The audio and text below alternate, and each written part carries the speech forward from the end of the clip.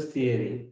So under Porter's five forces theory, we did the threat of new entrant, bargaining power of supplier, bargaining power of customer, or bargaining power of buyer. So this is the Pestel analysis, and then this is the Porter's five forces theory. So you'll have to leave some. How many pages does it need to leave?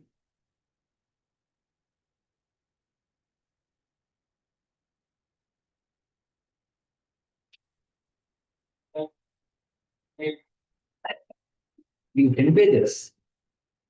10 sides. 5 pages. Okay. So we'll start. We are going to study about threat of a substitute product. That is the fourth one, or other. Yeah, fourth one. Okay, three. Yeah, so threat of substitute. Okay, so you can write this topic, threat of substitute product. So you can say substitute product here. Okay. So what do you mean by a substitute product? Abdullah, what do you mean by a substitute product? What is a substitute? Any idea? So, a substitute player in football, if one player gets damaged, substitute means like a reserve player, we call it. So, not that substitute. Huh?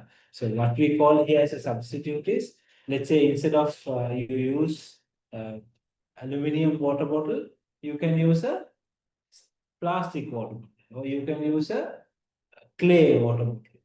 Okay, so that is called substitute product. So now let's say, example, you're selling this water bottle for 100 rupees.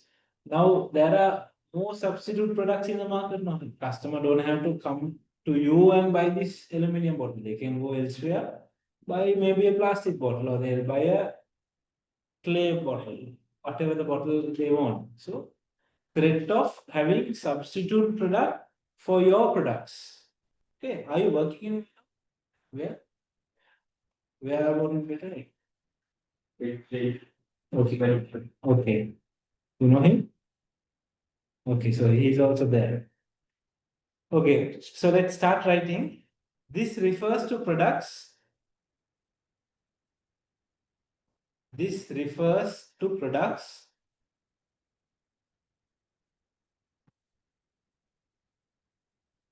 that meet the same requirement. That meet the same requirement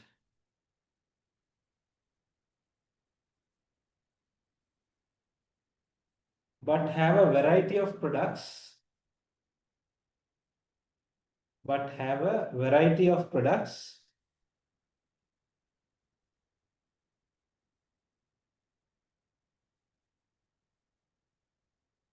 and variance of their nature and variance of their nature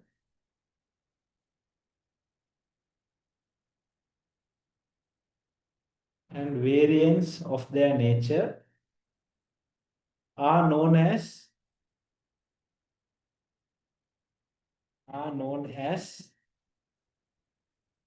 substitute products.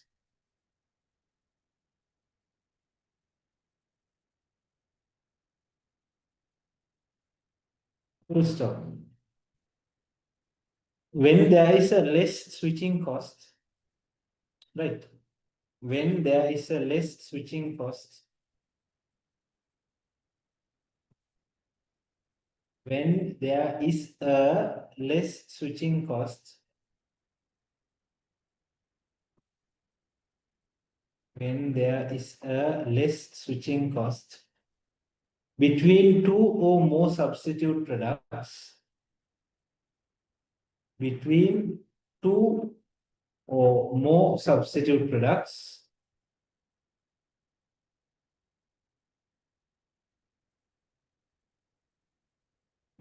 there will be a higher impact there will be a higher impact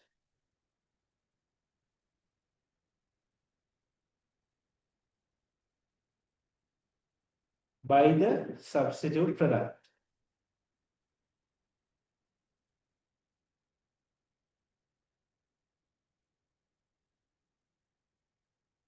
What does this mean? Can we read again once more, everyone? This refers to products that meet the same requirements but have a variety of products. Variants of their nature are known as substitute products. Okay, stop. What does this mean? This says products that meet the same requirement. Same water bottle, same requirement, but have a variety and a variance. Now, instead of this design, this has another design. Now, same like your bottle. And then there's another design. So where you can, just maybe do something and requirement is same, but the options are different. Okay. Of their nature are known as substitute products. And then continue. When there is a less switching cost. Remember this. When there is a less switching cost. Now, me buying this water bottle and buying another water bottle, the switching cost between those two might be very minimum. Let's say this is 500 rupees. That may be 550 rupees. Less switching cost. There is less switching cost between two or more substitute products. There will be a higher impact by the substitute product. So which means what they say is if the switching cost between the substitute products are less, then definitely that particular substitute product will make a higher impact on your business. Okay. Now, on your example, you have decorative items, and the next shop is also having a decorative item. And the switching cost between you and that person is very minimum, then which means it will happen. Definitely, that substitute product is going to make a big impact on your sale, on your business, on your profitability. Okay, right. Any questions in this?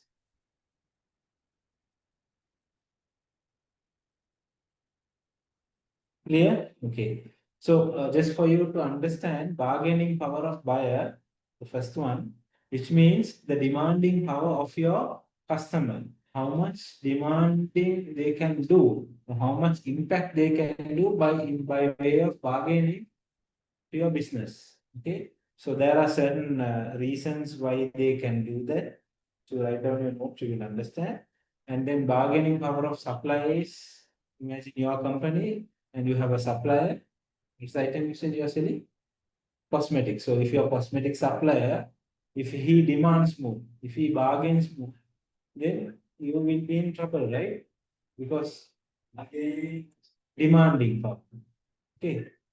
So let's say you have only two suppliers for powder, some kind of a powder or for perfume. And then if this only these two supplier has this product in the whole market, so what will happen? Whatever the price they say, you have to buy, right? Because you don't have any other option. So bargaining power of your supplier will also determine the impact that your business is going to get. Okay. And then threat of new entrant, that is threat of a new cosmetic company coming in. So imagine in Beta only you're there. All three other people are there. Now there is one big guy is coming from India. He's a very big person. He will bring products from UK, he will bring products from Europe and start selling for low price. Now what will happen to your brand? Definitely customers will not buy from you and that will make a big threat to your business. Okay. So that is what we discussed. And then the last one, right, this topic, rivalry among existing competitors. Rivalry among existing competitors.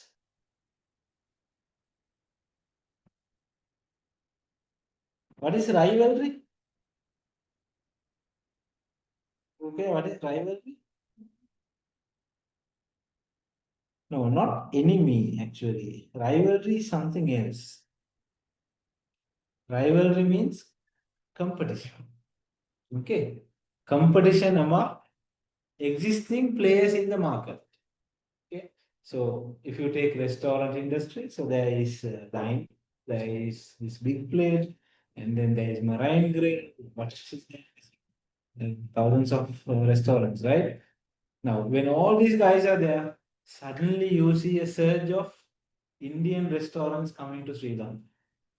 Okay, so there is another Bhavan and some Madras cafe or something is there in this road, and then on the other road there is something else in Bambalapiti. So likewise, already there is problem in the market, already there is big competition, and then that competition will go worse. Okay, let's say you give Dynamo gives one offer, buy one get one free submarine. Now the big guy McDonald's will say, yeah, you are doing this. Wait, I will give you a shot. I'll give you a 50% off. Okay, then KFC will see, okay, I'll give you buy one get one free bucket. Looking at this, what KFC will do? KFC will say, I'm reducing price and then I'm giving you something extra. Now, have you observed whenever KFC gives a promotion, Keels also has the same fried chicken. No? Have you all seen that? Keels, Keels has they have fried chicken. Okay, they will also run the promotion. Now KFC runs the promotion on Fridays. On the same day morning, Keels will publish their promotion.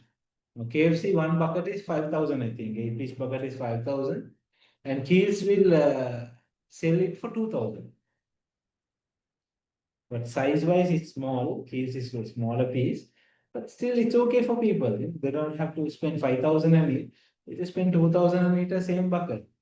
Okay? So that is the rivalry or competition among existing players in the market. So these examples you will have to write because I'm not gonna repeat these examples again. When you study for your assignments, then you should understand how this is the rivalry that we are talking about. Okay.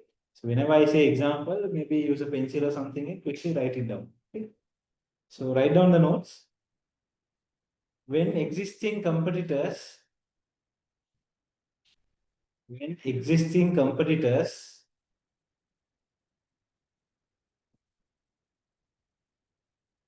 fight each other,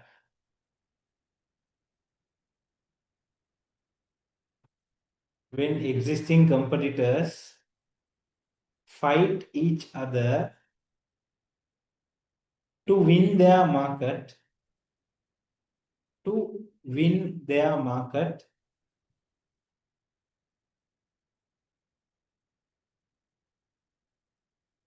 to win their market and rival between them and rival between them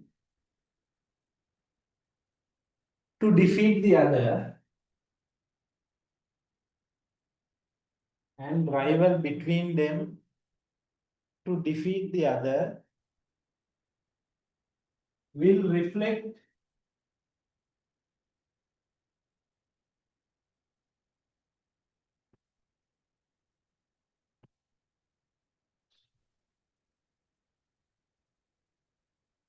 will reflect on the profitability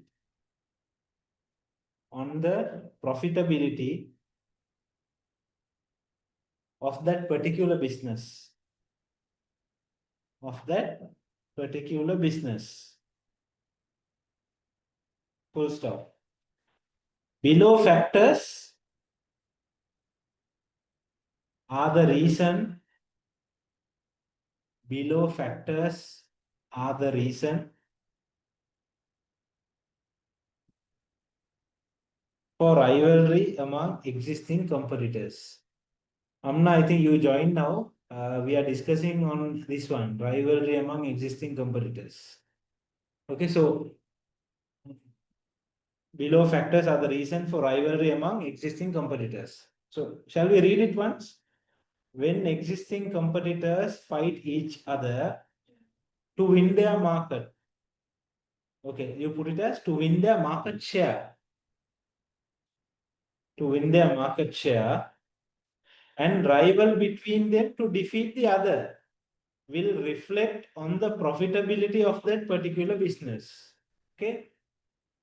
Let me switch off the camera. Okay. Think they can see. Now imagine this is the market. Okay. So let's say restaurant. Restaurant market. Now This is called a market share. Now imagine this is a piece of cake. Cake. Can you see the blue? Can you see the blue? Yeah, I can come from. Okay. So this is the piece of cake. Now everybody in the market wants a piece from this cake. Okay. Now, in real term, this piece of cake is what we call as the customers. Okay. Now in any market condition, this is fixed, right?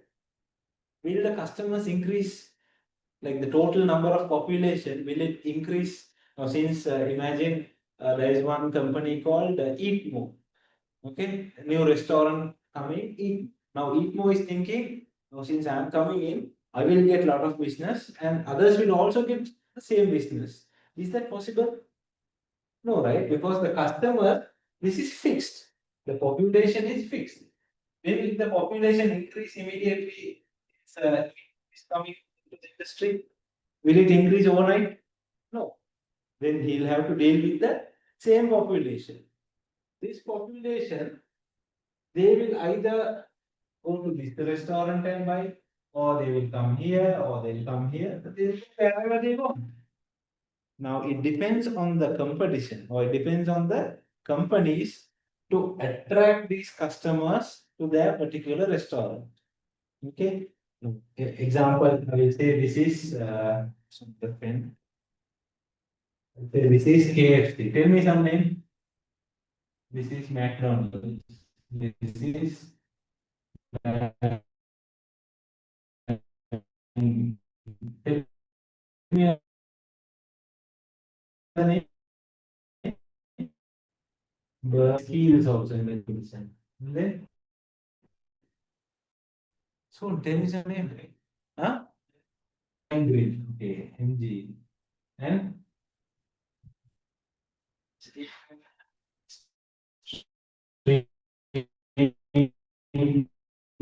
Manzo.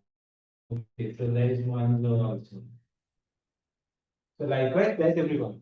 Now, since Manzo is coming into business, can you expect you to get a lot of business or customers to come and eat from you just because you started a business? Huh. They already, these guys are attracting a lot of customers to them. Now, what should you do to increase customer footfall onto your business? What should you do? Ah, very good. You must run promotions. Or you must what? Give additional benefits. Additional benefits. What else you can do? What else you think you will do to attract customers?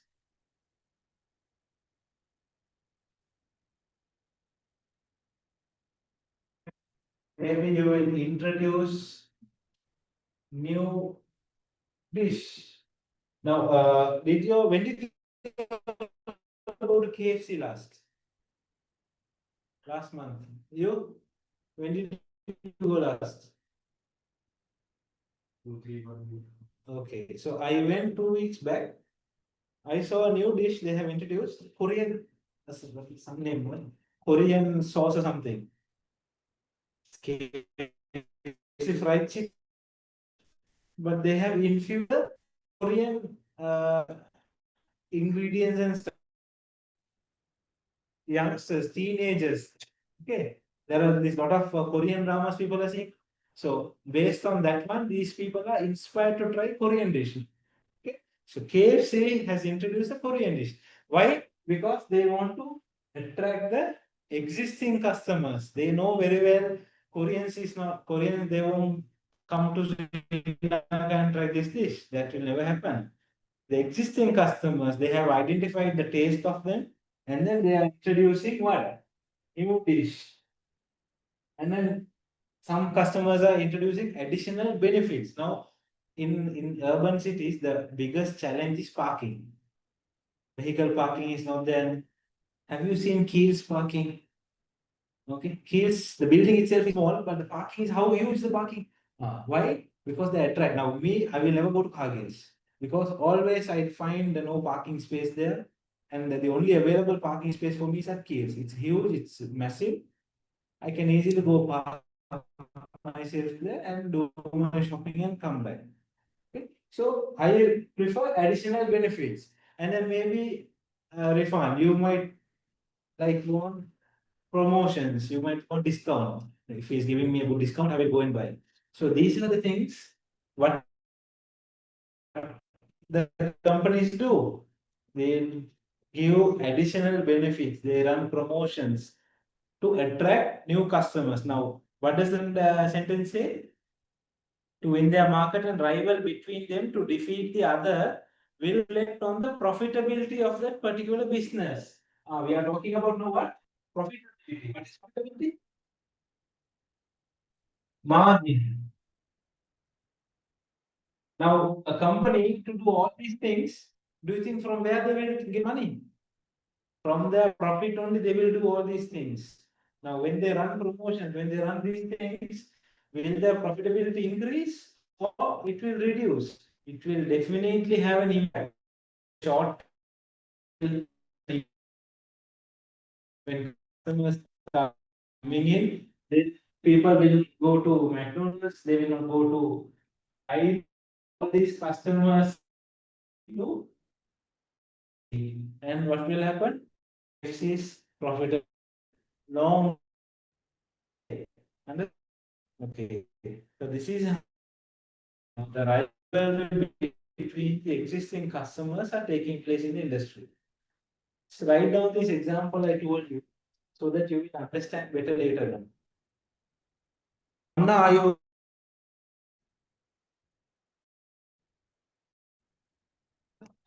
as usual, no response.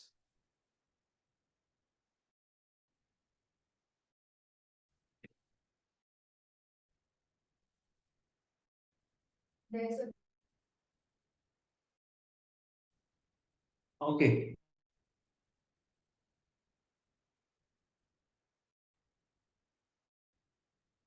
So try to find some books related to this and read. Okay.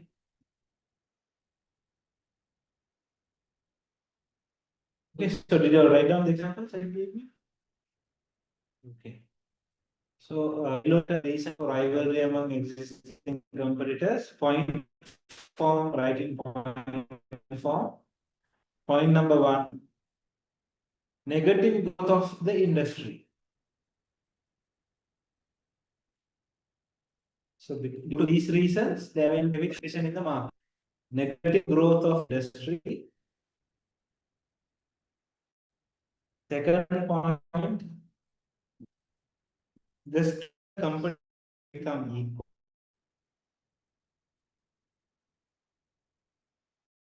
Scale of the competition be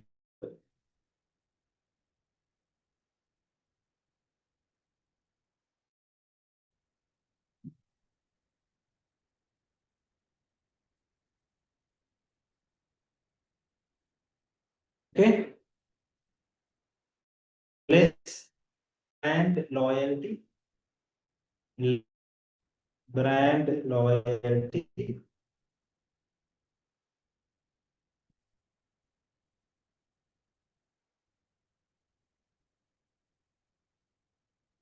and fourth one,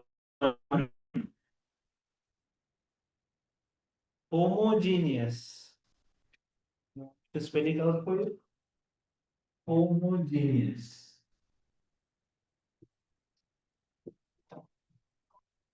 Homogeneous products sold by the competitors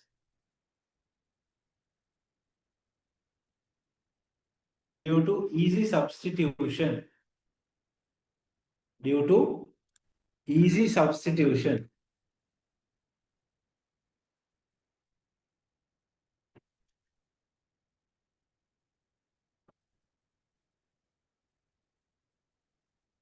Okay. So, what are the reasons for rivalry or competition among existing competitors? First one is negative growth. What does that mean? Negative growth means? What is negative growth? The same customers are there. When additional companies are coming in, what will happen? Now, when Manzo comes to Kalamutri, what will happen? KFC will lose the customer little bit, and then McDonald's will lose, street burger will lose. So those customers, so let's say there is 100 goes here, maybe 90 will go there, balance 10 will come here. So likewise, everyone will lose, and at the end of the year, what will happen? They don't have increase in customer, they have decrease in customer. Now, when the customers get reduced, what will happen? What will the other guys do? They will try to whack the new people in the market. How they will do? They will say, never mind, even if I lose money, I should get my customer back. Then what will they do? They give additional benefits. They will do promotions. They will say buy one, get one free. They will give maybe coupon cards. Or they will say get one Pepsi, 1 liter bottle free when you buy one bucket of KFC. Everything will be done by the big guys or the established people just to grab their customers back. Understood? Okay. So the last one, threat of new entrant. Now already there is problem in the market. Already the existing guys are fighting each other to have a sale, to have a business. And on top of it, we have new people coming in. We have new people from India, new brands from India, Madras Cafe, we have Adayar Anand Bhavan, and then we have E-Road Masala or something I saw. So some new players are coming, and then it's going to be a big problem for the existing business guys. Okay. So threat of new entrant. When did I give it?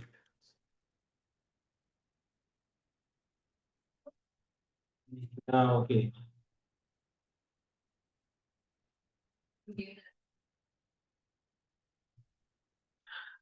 Okay. So what we are going to do is we will do a task. Okay. Now I will just make it simple. Huh? Don't take more than 15 minutes. Okay. Now using Porter's five forces theory, you need to identify these problems and you need to find a solution. Now, these are the problems: bargaining power of buyer, bargaining power of supplier, rate of new entrant, substitute product, rate of substitute product, and rivalry among existing competitors. Now I will give you a company name. For that company name, the actual company name, you need to find what kind of bargaining power does their customer will have. Okay. And what kind of bargaining power their supplier will have. Okay. So they might have several suppliers. You this supplier, quote a name. Let's say quote meat supplier will have this power, or sauce supplier will have this power. So likewise, just quote the main supplier and write. And then threat of new entrant. Then who are the new businesses who might come into this industry? And then threat of substitute product. What kind of substitute product will this business have? And then rivalry among existing competitors. So you should write what are the types of competition there between the existing competitors in the market. Okay. So write down the question.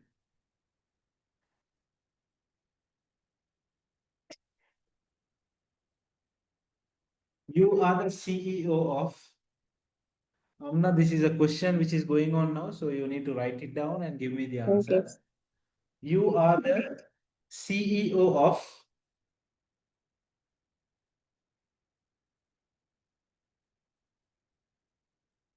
chain of restaurants known as Crazy Pastas. So the company name is Crazy Pasta.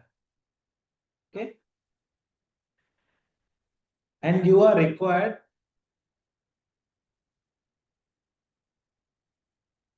to do a basic analysis of their business.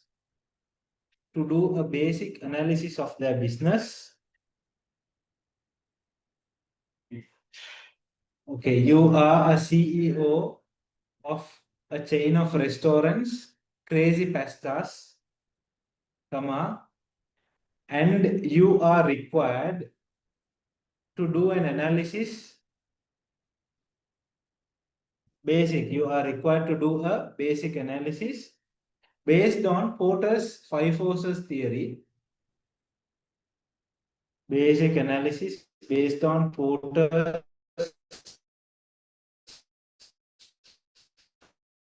five on this particular business environment. On this particular business environment. So, which means there's a company called Crazy Pasta. You are the CEO of it, and you need to do an analysis of this particular business's environment in Sri Lanka. So, you need to understand what kind of bargaining power your customers will and whom do you think might be a new competition coming in, and then what kind of substitute products your product will have. What is the substitute product for pasta? Huh? Noodles. Or they will go for some other burgers. I don't know. And rivalry among existing competition. What is like? So basic thing, don't think too much. Try to understand the notes first and then write the answer. So you can confront, he have yesterday's notes. And for his book also, they can write. Huh? So Amna, the time is 12:25 now. By 12:45, you should stop. It should give me the, so we'll discuss the answers.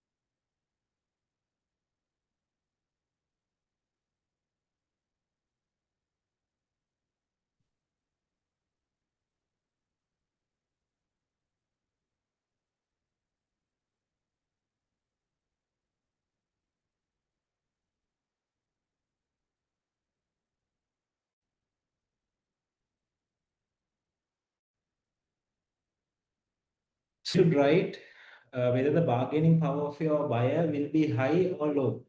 Okay. So now for your company Crazy Pastas, you should write will your customer have high bargaining power or low bargaining power. So you should write if it is high, you should write high bargaining power. If it is low, you should write low. And why high, you must mention the reason. If you say low, very low, you should mention the reason. Okay. So like I told yesterday, this kind of thing, right or wrong, depends on what you write and how you argue it. Okay. So now you have to think. You should start putting your thinking cap and you should start thinking about this.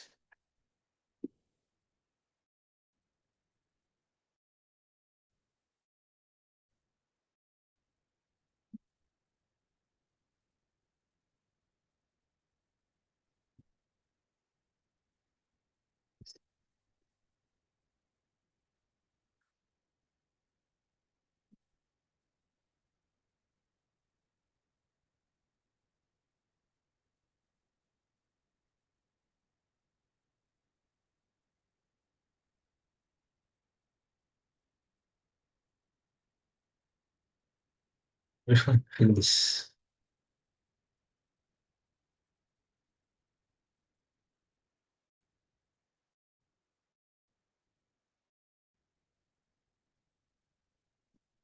Why are you all late online, both of you?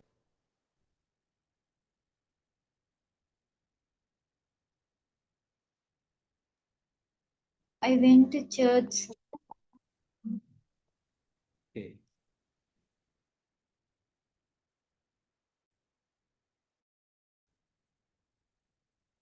How do I pronounce your name? Africa. Yeah, sir. Okay.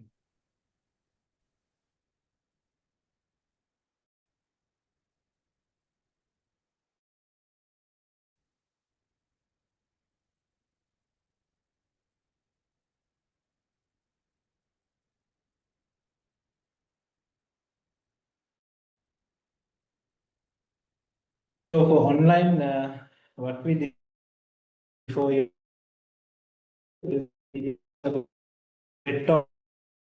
substitute product, we discussed this one, and then also we discussed about rivalry among existing competitors. So it is in the record also. Maybe later on you can check the recording.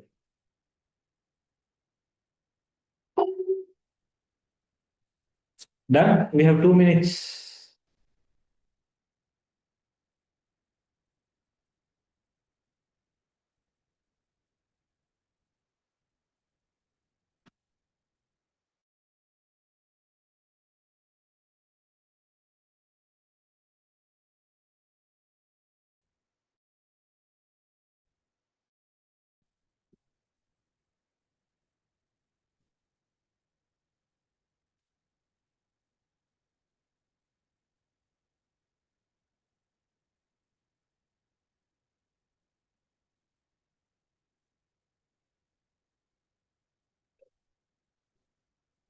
Hmm?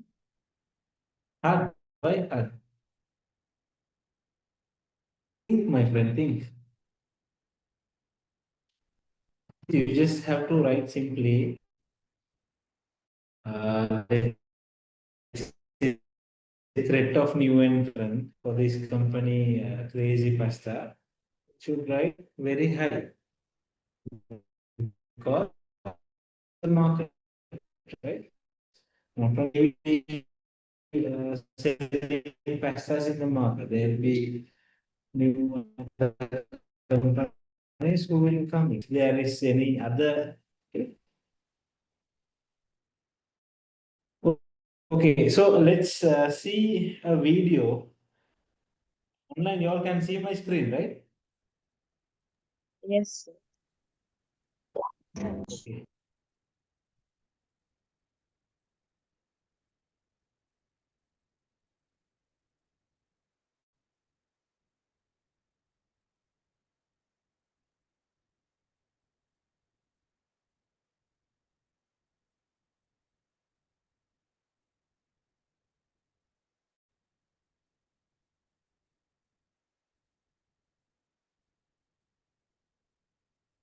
So this is a video of a Porter's hypothesis analysis on McDonald's. Okay, just for you to understand what they are trying to explain.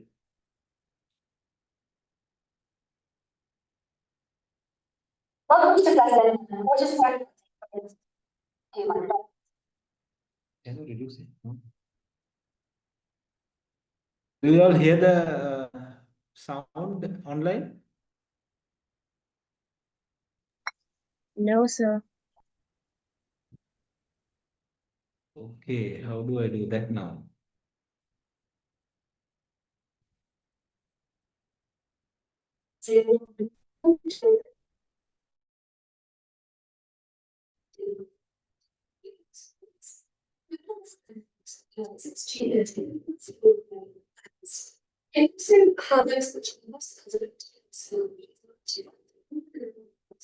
It's not clear, right?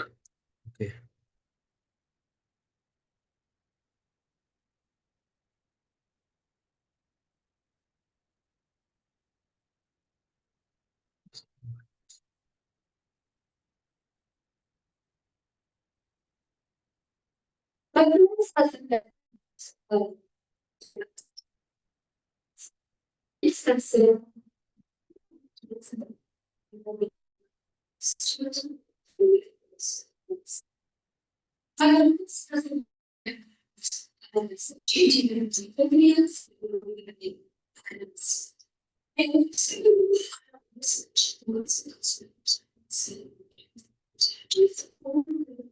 I guess screen was stuck.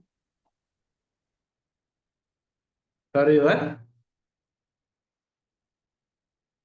What did you say? Screen was stuck. Is it still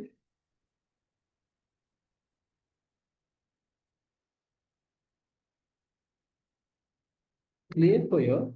Letters? No, no.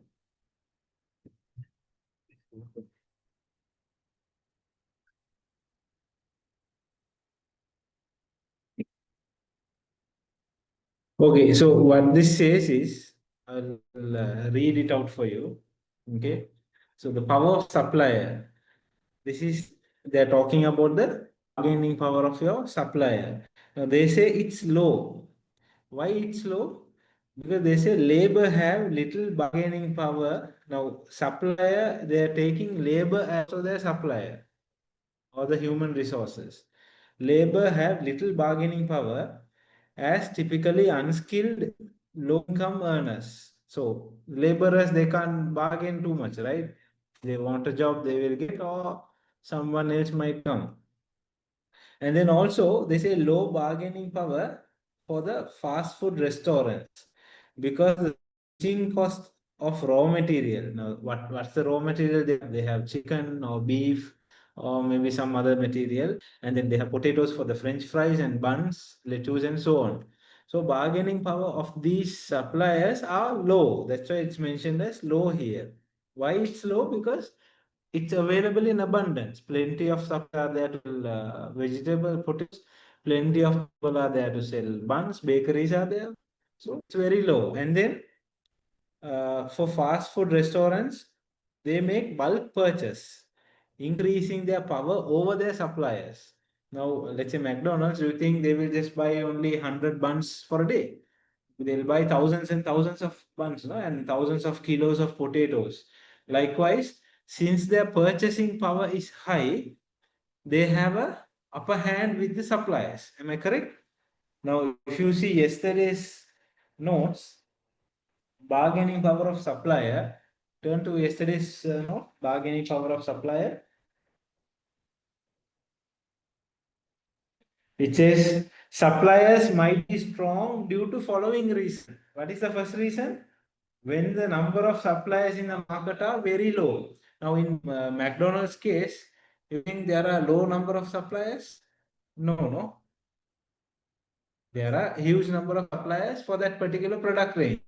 So now in your example, which I told you, crazy pasta, you think there is like few people to supply pasta or cream or milk? No, there are many. So on your answer, you should write power of supply, bargaining power of supplier. It should be what? High or low? It should be low. High, low, you should mention this reason. This is how you must write your answer. Okay. So on your assignment, when you get a scenario, your answer should be like this. Understood? Okay.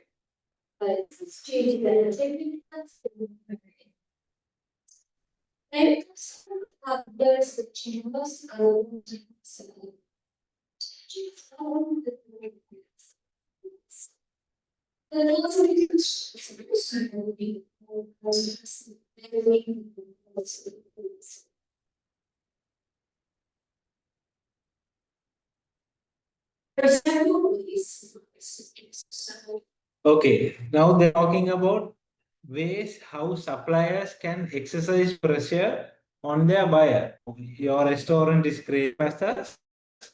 These are the ways your supplier will give pressure for you. And what is the way? What is the first one? They will increase the price. And second one is they will reduce the quality. Or third one, they will reduce the availability. They will say, no, I don't have pastas to give you today. My shipment is delayed. I will give you only tomorrow, or I'll give you next week. Then power of your supplier will be high if you depend on very low suppliers in the market. If you just one or two guys, this will happen. So any company that you work with, or when you work for a company in future, always have ample suppliers for your products. Don't just depend on 1 or 2%. Okay, now in your restaurant, don't depend on one supplier for beef. Have as many other suppliers as possible. Okay, even in your case, try to keep more suppliers so that you can reduce their bargaining power. If not, what will happen? They will abruptly raise their price, or they will reduce the quality, or they will even reduce the availability. Okay.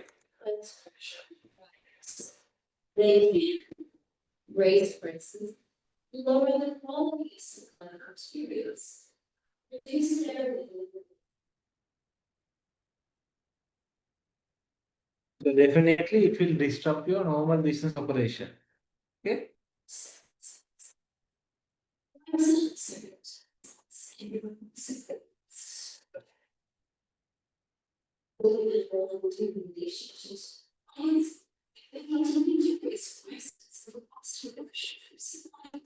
Now there are certain companies at the end of the month or at the end of the year, they tend to have low margin profit.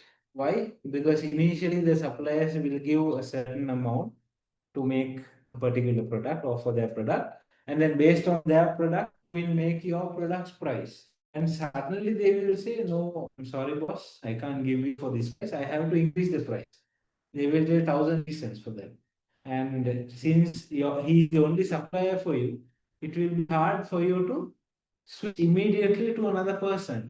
You need to see whether the new supplier's quality is good, whether he can give you the material on time. So then what will happen? You will tend to go with this existing supplier, even though when he increase the price, or even though when he reduce the quality. And eventually that will make an issue for long-term relationship with your clients.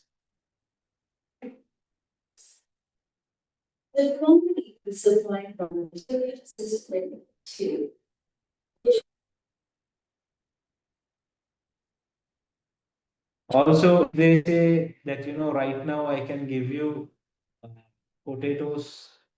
Huh? They say, give you potatoes, it's little bit damaged here and there, but I have no other option. It started to rain in Morelia, the cultivation, so this is the only option I have. Think that will be okay? No, it will disrupt your process.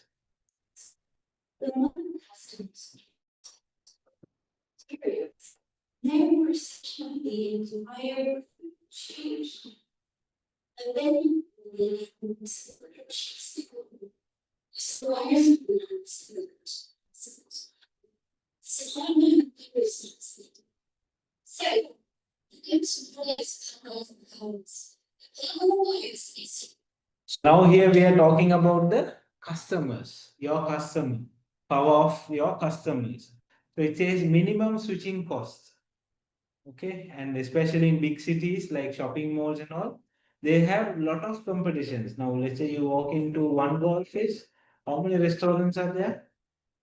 It's huge competition there, right? So take the bargaining power of customers, what we discussed yesterday.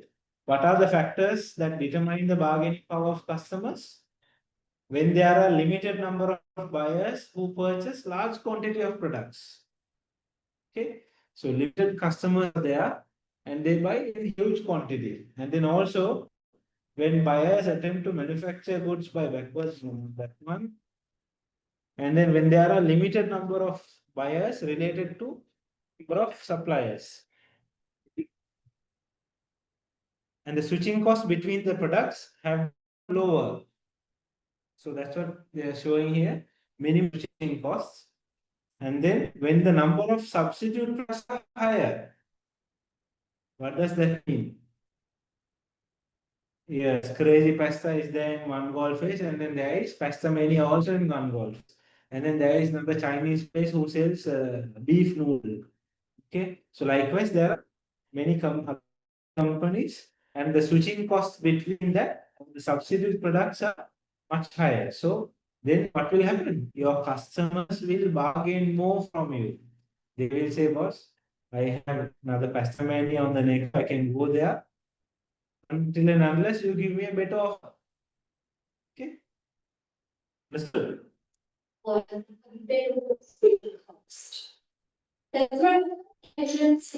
threat of entrance, that is threat of a new competition coming in.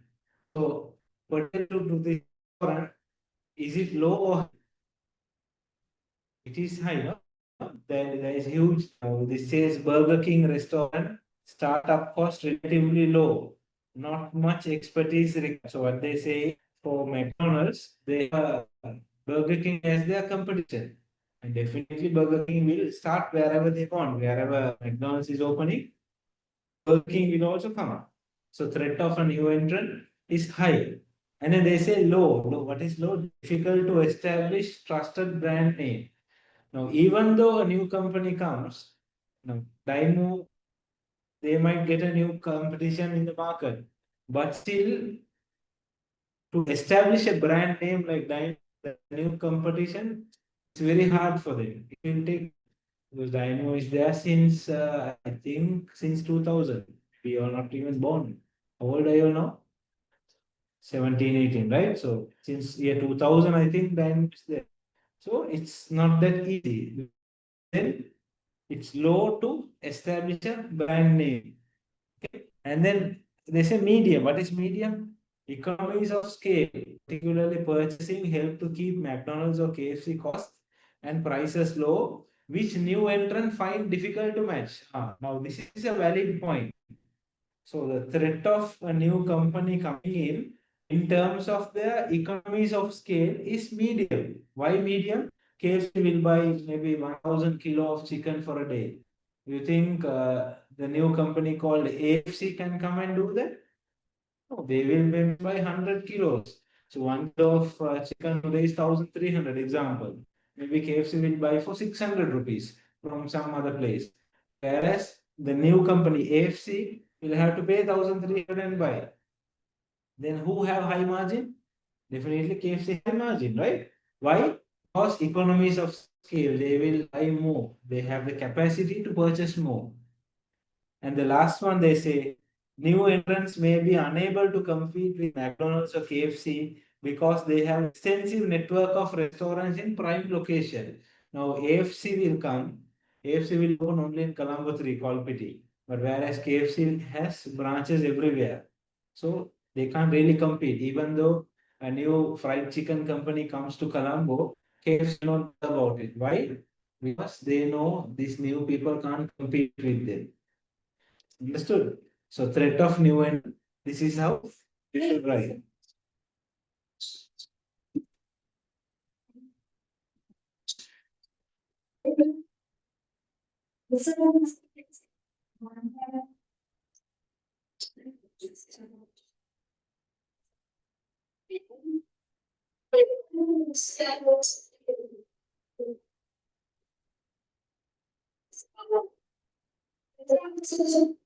So now threat of substitute products. Do you think your company Crazy Pasta they have high threat for substitute products, medium or low? What is your answer? Medium. Which one? Medium. Okay, I would also say medium because there will be some other problems also coming up. Will give the same product. So here they are saying for McDonald's, threat of substitute products is medium because more upmarket restaurants like Fatburger, Five Guys, these are all American chains, gaining ground in some location. So similarly in Sri Lanka, for let's say for dine, threat of a substitute product is more because there is McDonald's, sorry, Burger King, and then there is KFC is also giving burgers now, right? So likewise, there is Burley's, there is Street Burger. So various other companies are there who will give similar product. Okay.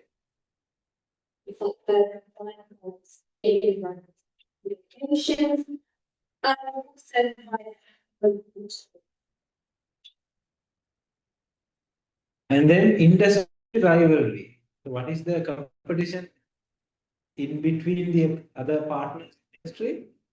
It's very high competition. They say for McDonald's example here, major industry participants like McDonald's, KFC, Burger King, they compete heavily through what? Advertising, aggressive discount, and low pricing. That's what we discussed here, right? Promotion, benefits. Okay. So industry rivalry is also very high. So with this, we can conclude Porter's five forces theory. If you all have any question, you can ask now, or we are going to move for the second session, part two of business environment. So people online, if you all have any question, you can raise now, or else we are going to move forward for this session two. So we will talk about now from yesterday until now, what we discussed about external environment and how to analyze the external environment. Today we will discuss the internal business environment in detail. Okay. So any questions?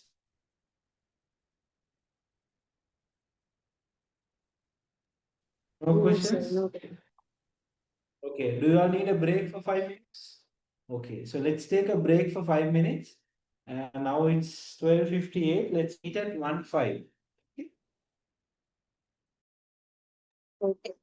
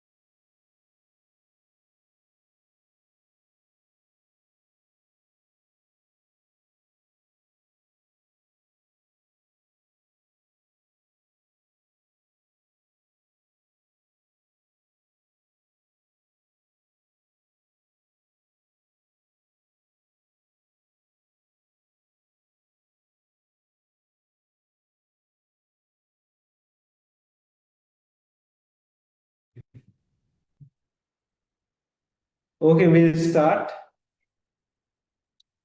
So you can start right now. Now we discussed about external environment. So now we are going to study the internal environment. Okay. So the session will be covered based on these topics. We will study what is internal environment, what is internal business environment, and then we'll understand the company's culture, what is a culture, and then also we will understand leadership and management. So what is leadership, what is management, and then we'll see how culture and leadership will influence the business decisions. Okay, then also we'll take it forward like that.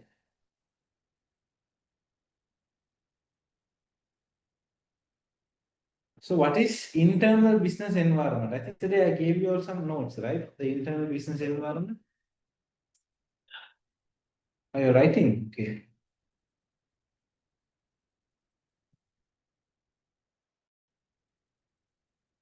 Sometimes I might go fast, so you have to stop me. Say, you're writing. If not, I don't know.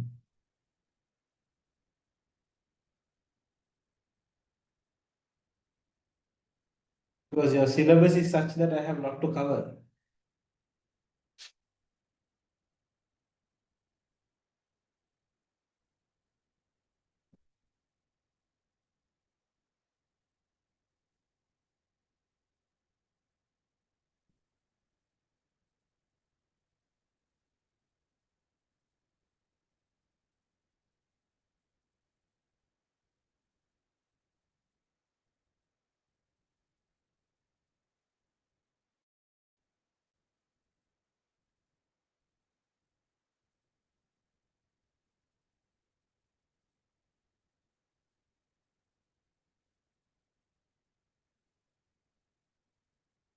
Okay.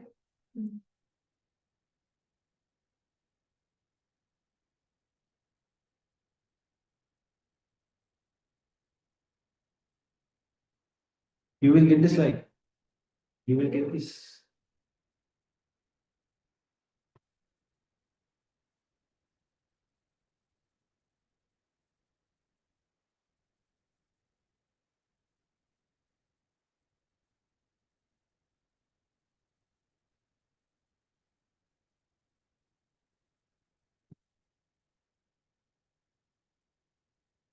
Yes, proceed.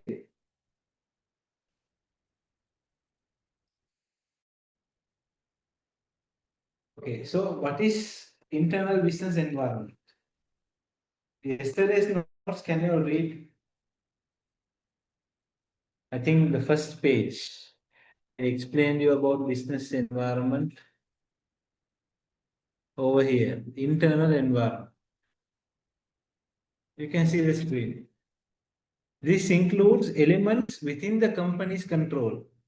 Okay, so internal environment is elements or factors which are in the control of the company, such as staff, leadership, and the company's culture. So these are controllable to managers or the owners and within the scope of the business environment. Okay, right. So based on that, you have these notes. If you don't have, I don't think you have, no? So anyway, you're going to get the PowerPoint. You can write down data.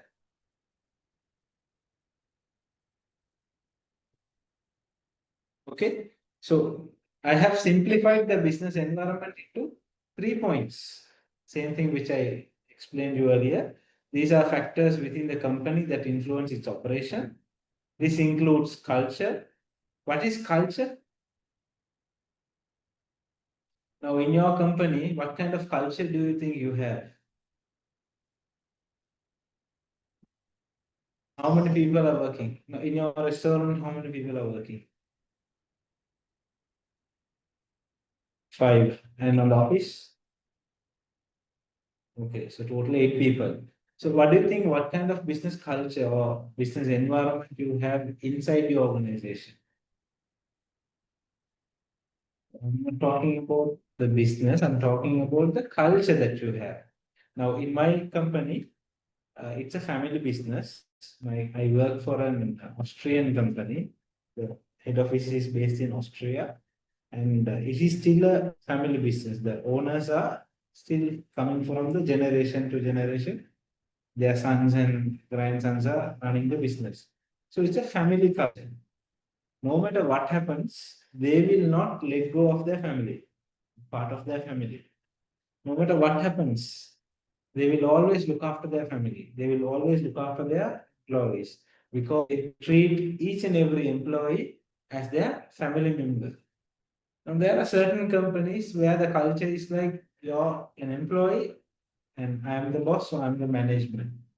You come to work at 9 o'clock in the morning, you leave by 6. You don't want you to work after 6 o'clock or before 9 o'clock.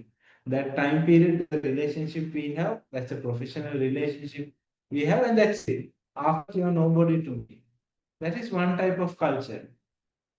And there will be some other companies, bossy culture. The management team is like the big boss, and everyone else are their subordinates. People should stand and wait when the boss is coming.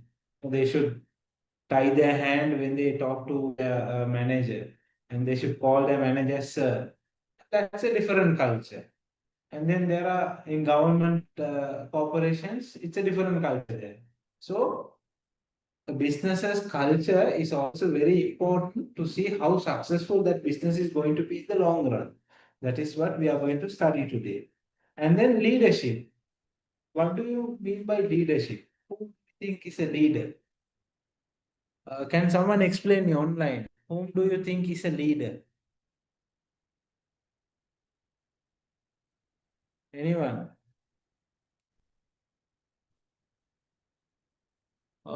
Here? Anyone? Whom do you think a leader is?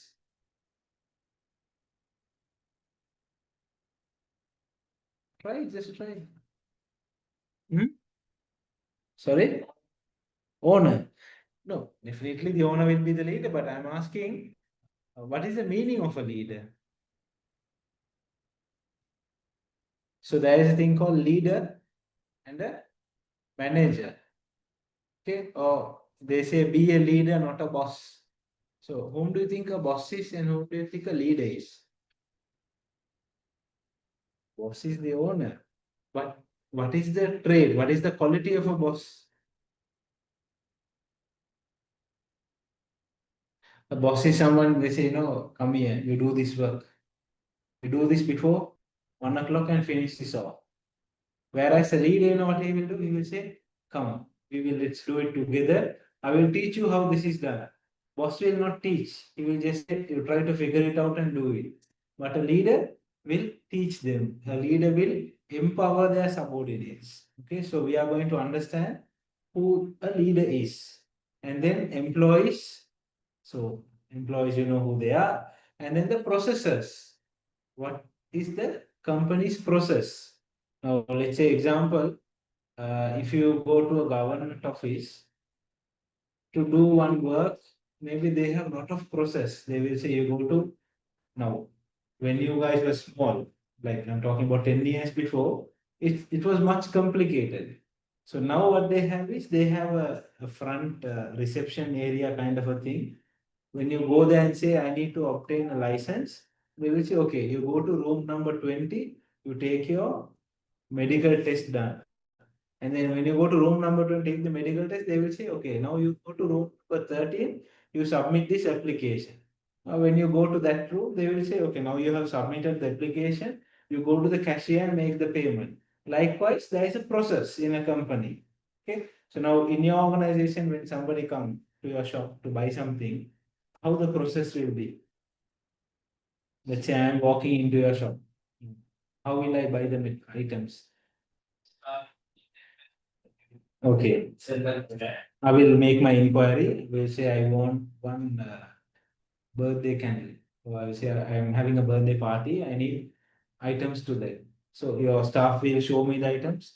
Okay, now I have seen all the things, and then what should I do after that? So I go near cashier, make the payment. So it's a simple setup. Now imagine you're working for a big company now. Or maybe in 10 years, your organization has grown big. It's like no limit. Then there's a big process now. Okay. So how this process empower the business's performance? That you will have to understand. And then also directly controllable by the business.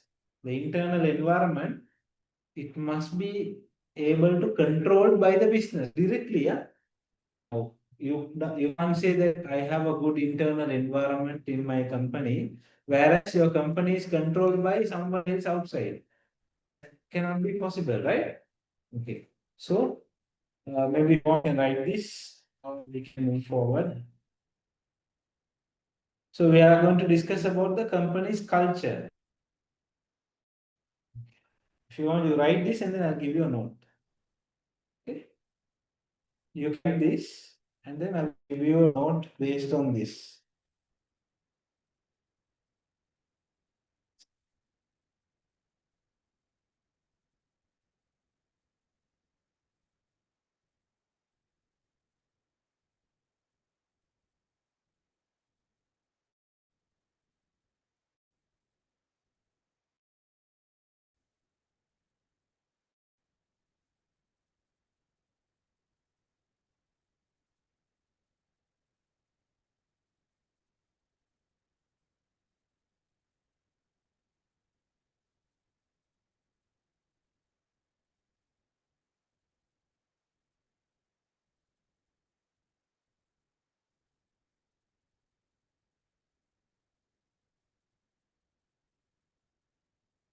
Done?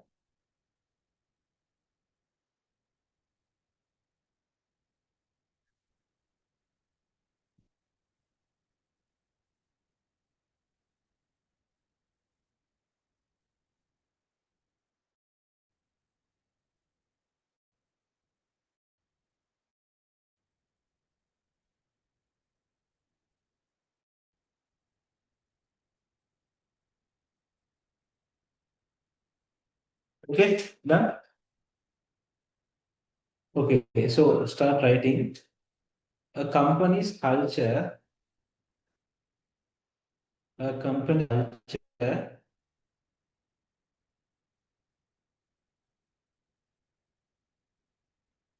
is important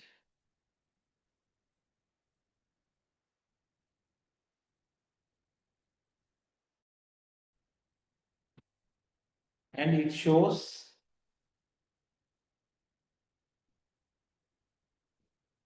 the values and it shows the values,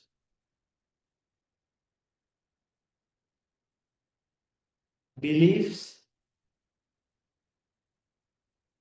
values, beliefs and values, beliefs and its behaviors.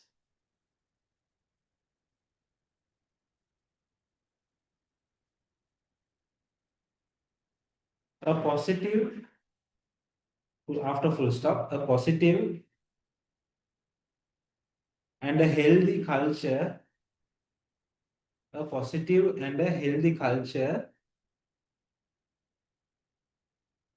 will pave way, will pave, P-A-V-E, pave way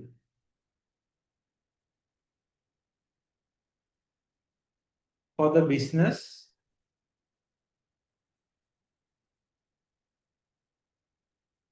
and its, for the business and its concerned parties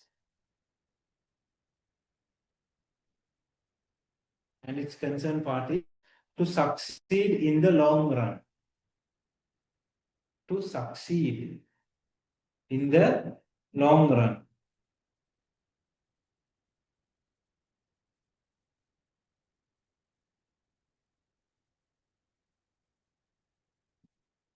Company cultures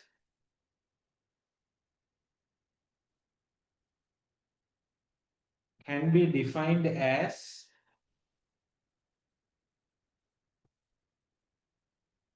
written rules and regulations. Unwritten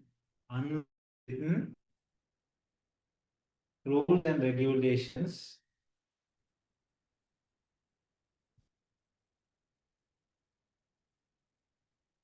which results in a healthy workplace behavior, which results in a healthy workplace behavior. Okay, is it clear? Can one person read louder?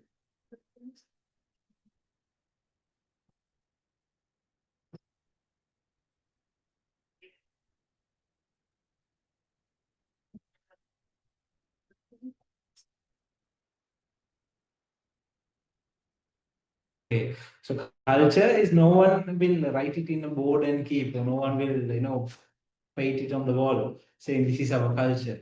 It is unwritten. It's an unwritten rules and regulation that we must follow, and it will pave way for a healthy workplace behavior.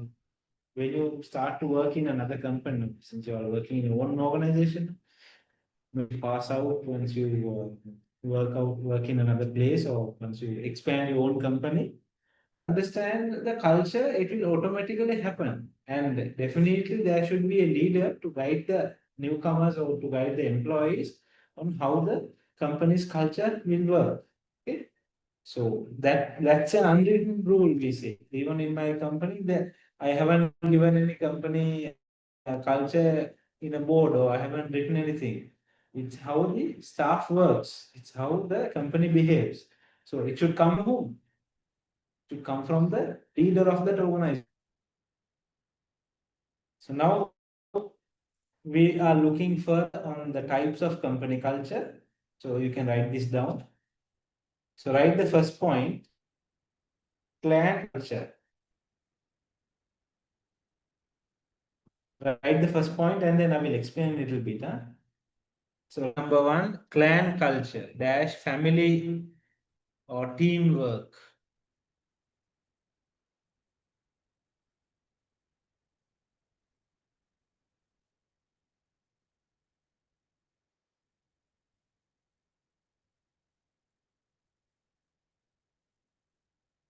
Okay, so this is somewhere like people they call even the manager, even the subordinate will call his manager as Ayya. They say, Ayya, can I do this? They don't, even though he's a manager, he won't be like, I'm the manager. He's that's not the way.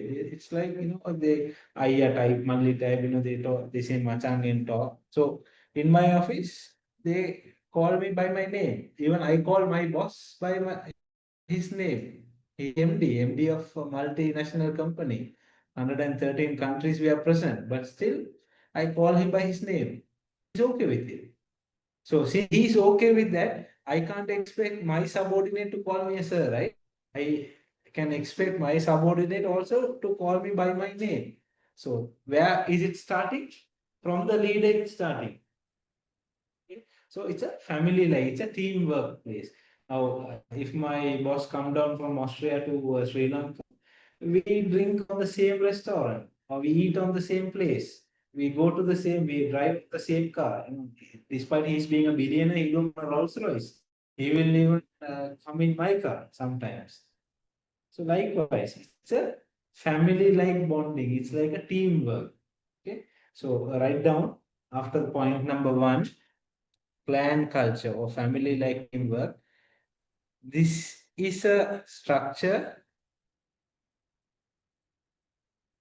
in a company. This is a structure in a company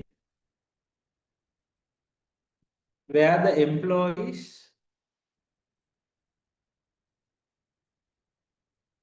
work as a team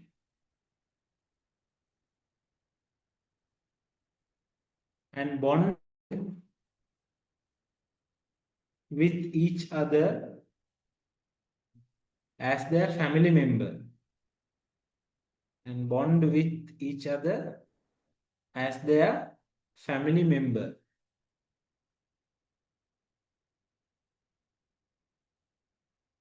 Full stop. This type of culture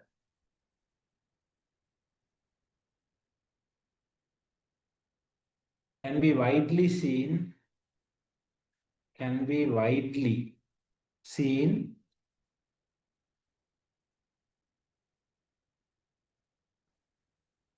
in the market. So market is where, in any place. Okay. So the second one, point number 2, adhocracy. Adhocracy, which is innovation and risk taking.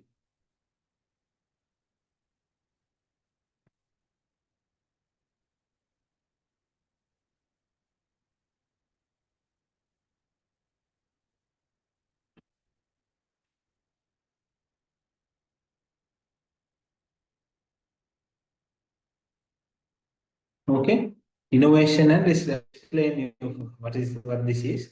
So this is type of a company culture. Mostly these startup companies, new companies, they try to establish themselves in the market. So they try to always innovate. They always try to take risk. So people who work there, they're always fast paced. They do things very quickly. They want to achieve results in a short time span. So they try to be innovative. They try to take risk. So in that kind of a scenario, what kind of a culture you think you can see? Let's say you three are working in a company and you're trying to establish yourself, and then one person makes a mistake. Think what will happen to that person? You all are working fast, you are working every day till like late night, you come early in the morning, you try to innovate new things. And then suddenly, if you see one person making a mistake, what will happen? You guys will get pissed off, right? And start blaming that person, try to demotivate that person. Okay, that will eventually happen. So, a situation in a culture like this, motivational factors are very less to be seen. Okay, it will be always focused on innovating things, innovating new things. Will be always be focused on uh, taking risks in establishing themselves as a business. Okay, so this is one type of culture. So you can write down what I explained, terms you can write down.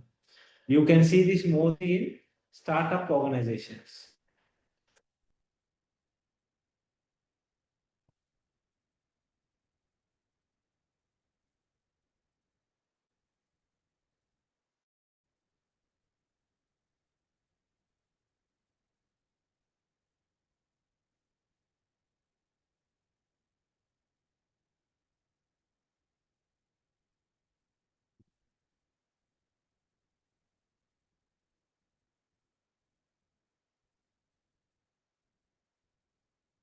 Okay. And then the third one is market culture.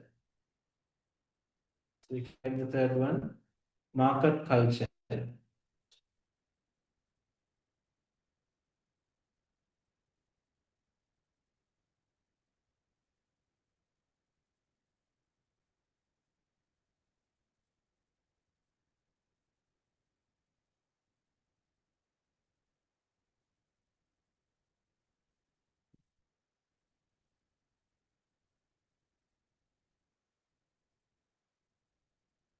Okay, so this kind of culture, they focus mostly on results, okay, and competition. So what do you think, what kind of organization will this be? A company who focuses on results and competition. Will it be a new company, or will it be an established company, like a very old company, or someone in the middle, very old company? Well, you can justify your answer, but in my aspect, I find this is as a middle company who have established themselves and who is trying to grow in the business. Okay, so they will focus now. Now they innovate, and then they took risk. They have established a product. Now the culture they will have is they will always push their employees to achieve results. Okay, and then they will consider themselves in a big competition, and then they always work towards getting results. Now this kind of a company culture you can expect once you start an organization between 5 to 10 years of time frame. you will see companies trying to achieve more and more. They keep pushing their employees to achieve more results, and they will consider themselves in a big competition. Okay, so under this you can write down a little bit. I'll explain it. A company who has a culture, who has a market culture, a company who has a market culture generally find themselves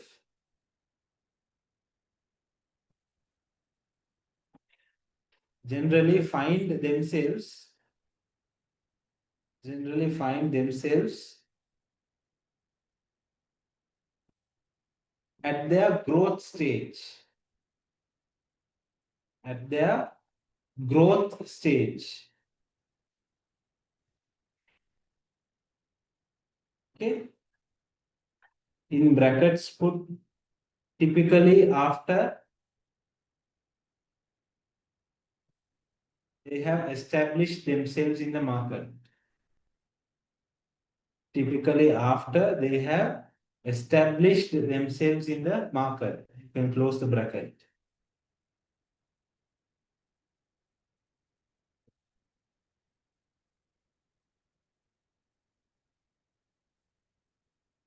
Employees in this culture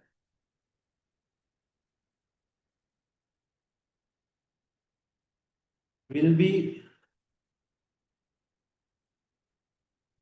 working towards achieving results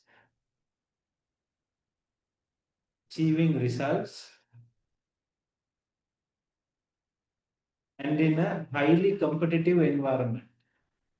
And in a highly competitive environment.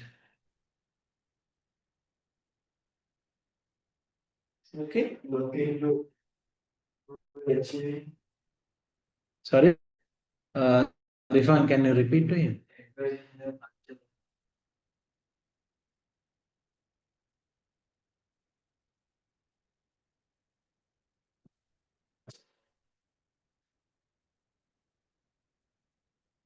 Okay. Clear? What happened to you today? You didn't eat breakfast? Okay. So normally people yawn when they are hungry also. Okay. Number 4, hierarchy.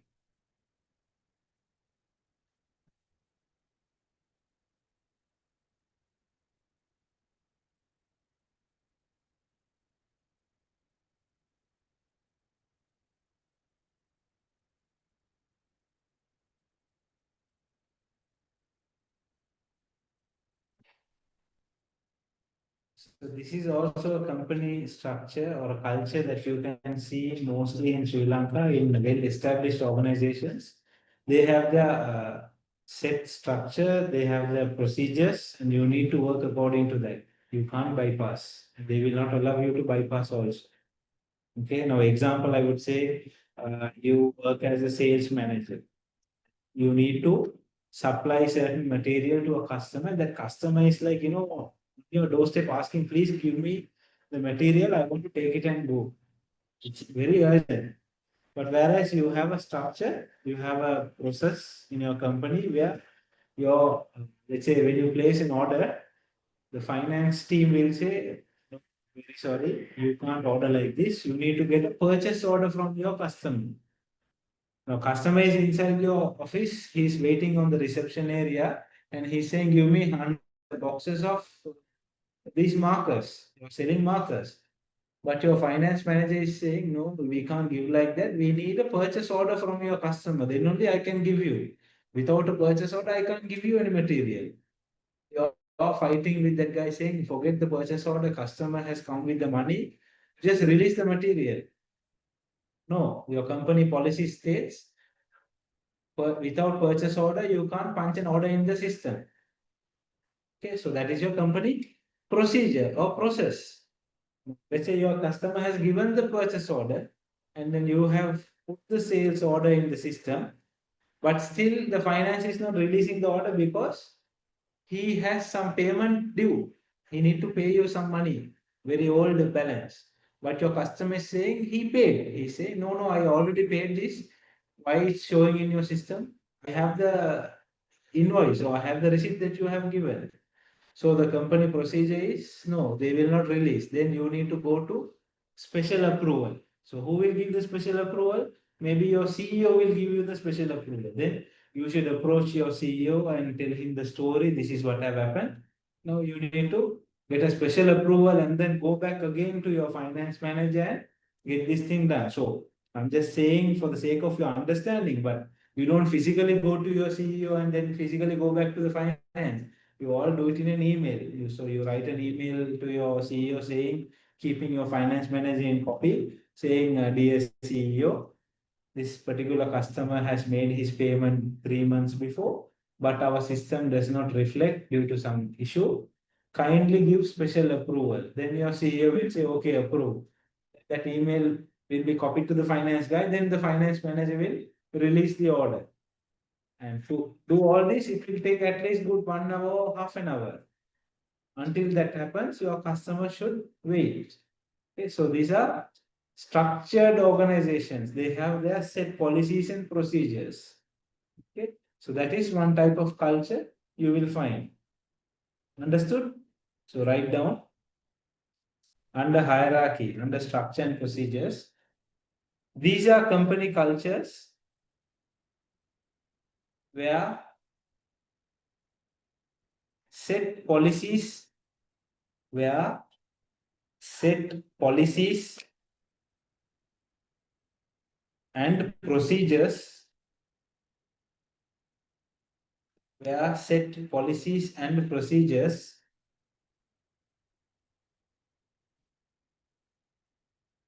in place, where set policies and procedures in place.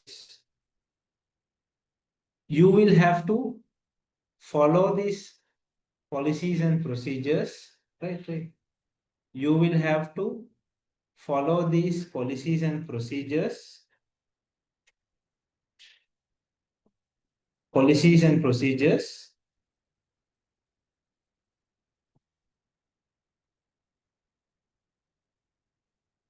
and the organization's culture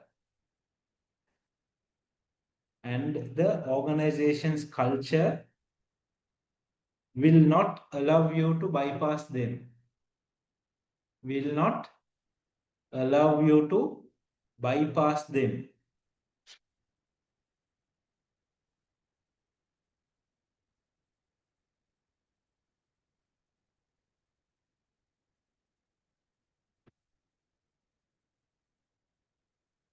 Okay.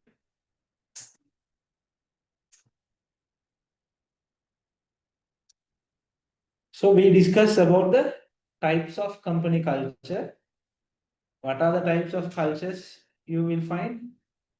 Family-like culture, innovative and risk-taking culture, results and competition-oriented culture, and then structure and procedures. So the next subtopic is why company culture matters. Why does a culture matters? Why is it important? These are the reasons why it is important. It affects motivation and the morale. What is morale? Morale. Have you all seen this New Zealand rugby players, New Zealand national team rugby players? Before every rugby match, they will sing a song and they have their dance. Have you seen that? Haka. Okay, let's see that.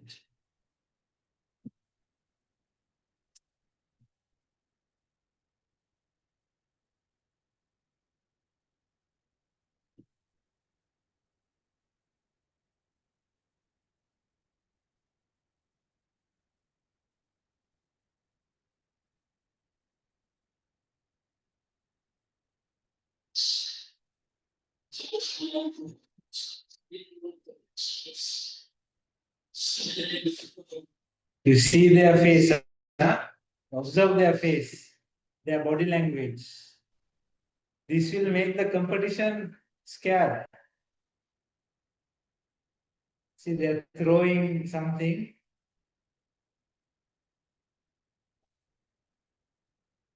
The opposing team will come and just stand and see what these guys are doing. So this will increase their morale.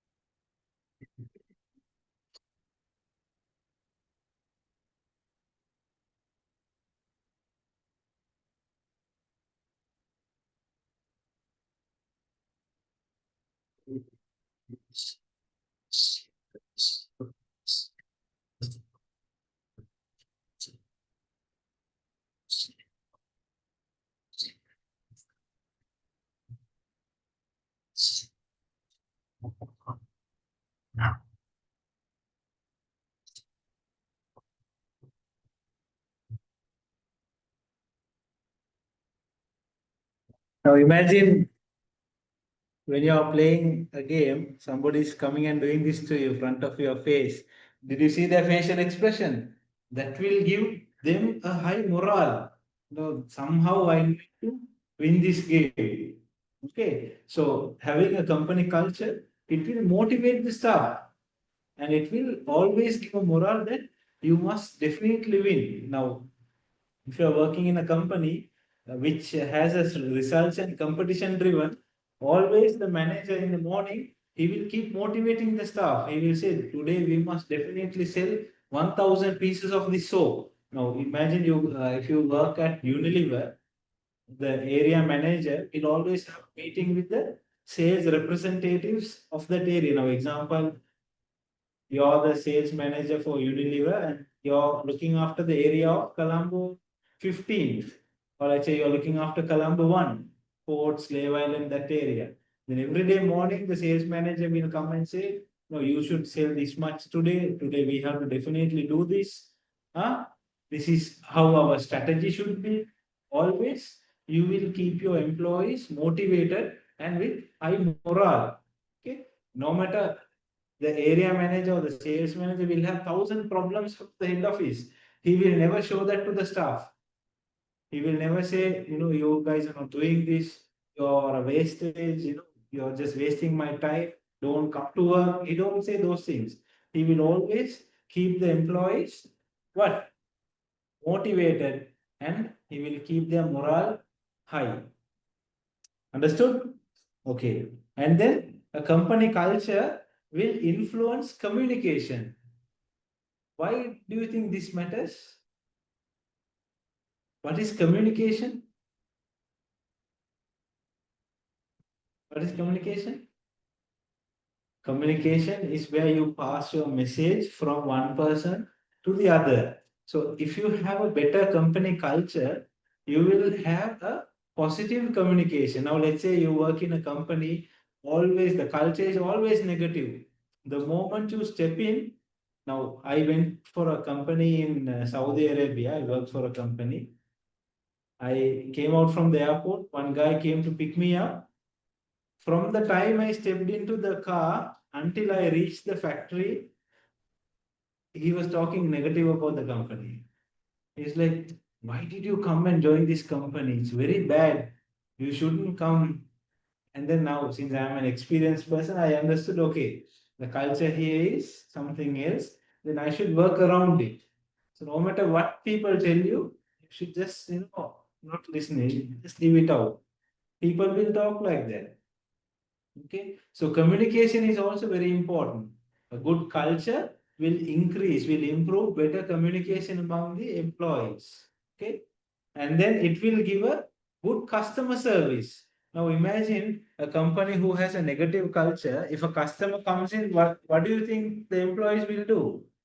They will not even bother about the customer. They will just do their own work and then leisurely talk to the customer. Understand? Okay, so it will impact the customer service also. And then last point, it will drive long-term success or failure. Depending on your company's culture, it will drive either the company to be successful in the long term or to be a failure in the long term. All it depends on what? The company's culture. You can write this down. Can you pass this?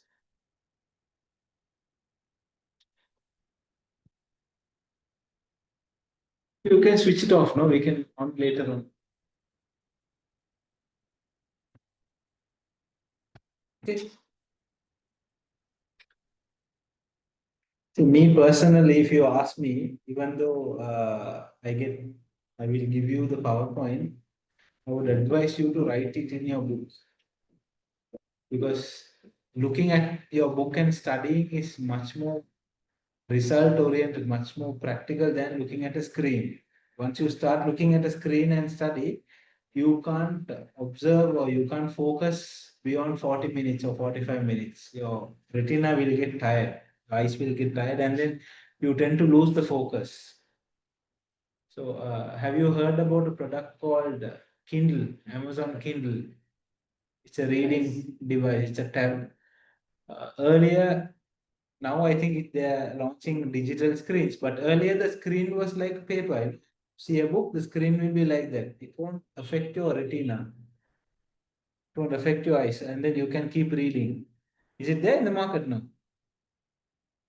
And I saw last in 2013 when I was in Dubai working for a company, we were selling this Samsung Kindle. Ah, okay.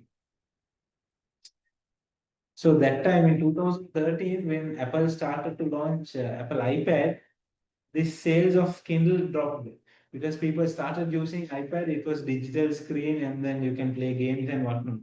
And then after 10 years or after 12 years, it's picking up again because now people start to understand you can't focus much when you see a screen.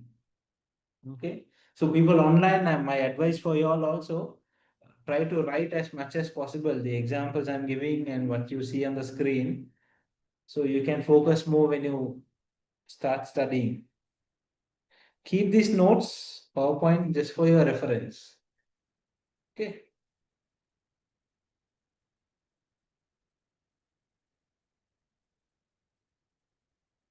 Are you all online? You're all silent, both of you.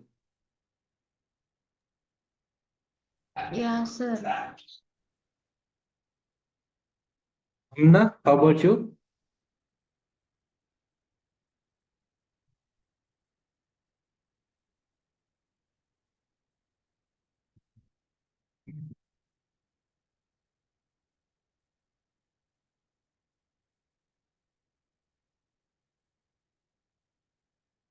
If you guys were in a class, I could have done a lot of activities with only 3 people physically present. Much less activities I can do. So on communication, there are activities which we do know practically.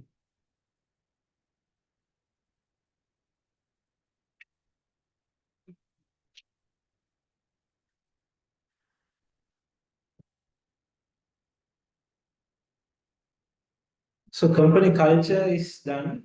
Then we will discuss about the leadership. So this is a vast topic which I prefer to complete in one shot. So shall we have lunch break now and meet at 2:30? Online, shall we take a break, lunch break and meet at 2:30?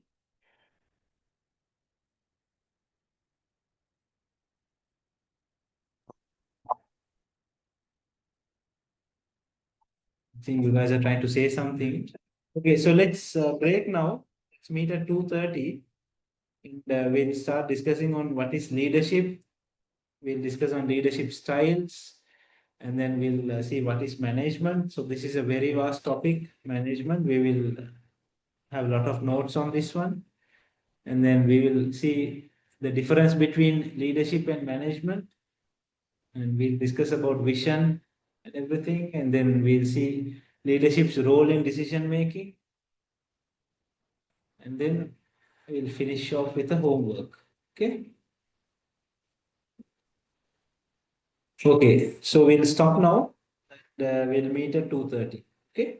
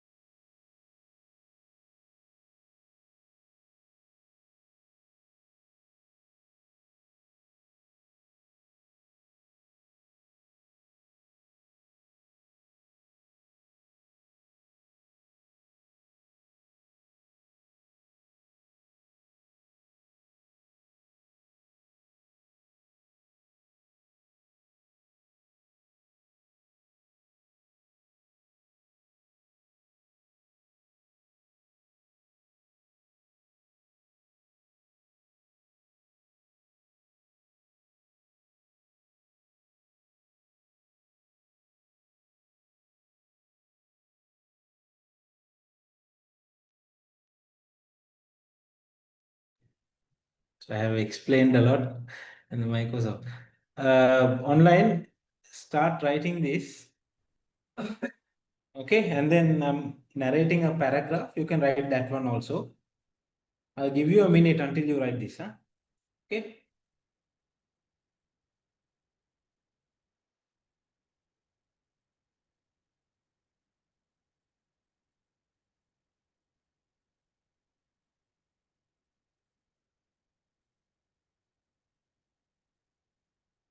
Now in a company, let's say this guy, what's his name? Apple CEO, the early one, Steve Jobs. Have you read the book about Steve Jobs? Okay, so there is a book. So he is a typical leader. Okay, so when did you all hear about iPod? Yeah, is it there in the market? I don't think it's there now. Okay, so when they launched iPod, people were saying that iPod will not succeed because at that time there was something called Sony Ericsson Walkman series. Okay, Sony Ericsson Walkman. Walkman is it's a round thing where you put CDs and then there's a headset you need to put it in. It's a big thing that time. So when people were enjoying that kind of a music, when Steve Jobs started to introduce iPod, even his own company people said, no, this will not work. Okay. And in his presentation, he usually wear these jeans, denim, and denim there's a pocket over here. Okay.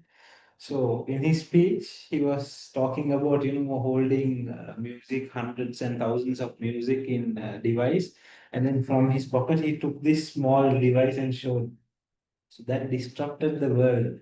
Okay, so he showed a leadership quality to his own company, and he first convinced them that this particular thing will work.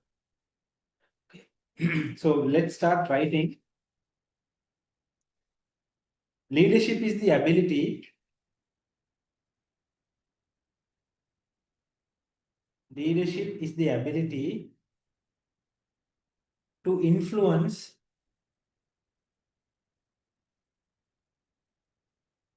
and guide others for a common goal. I say guide others towards a common goal. Towards a common goal.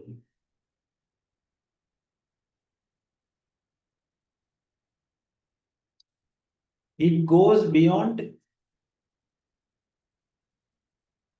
It goes beyond authority or position. Position. It goes beyond authority or position and is often demonstrated often and it's often demonstrated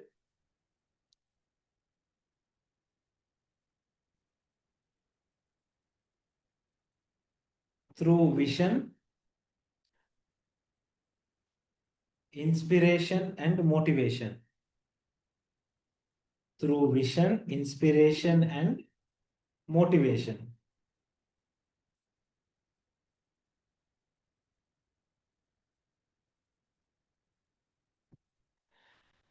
A true leader, will he encourage or what do he do? He will order. Hmm? He don't order people. Huh? A leader, a true leader will never order. He will always encourage. Okay. So now I am working as a country manager in a company. There are a lot of people working under me. I don't never order them. Like, can you please do this for me? And if they say they don't know, if I understand that they don't know, I will go to their level, teach them. I will empower them. I will always encourage them. Then you can do your work. If not, if you be a boss, yes, front of you they will work.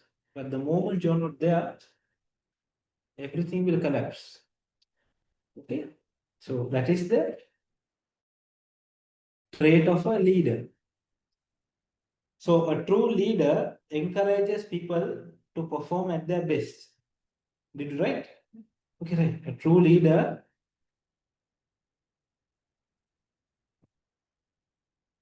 will encourage people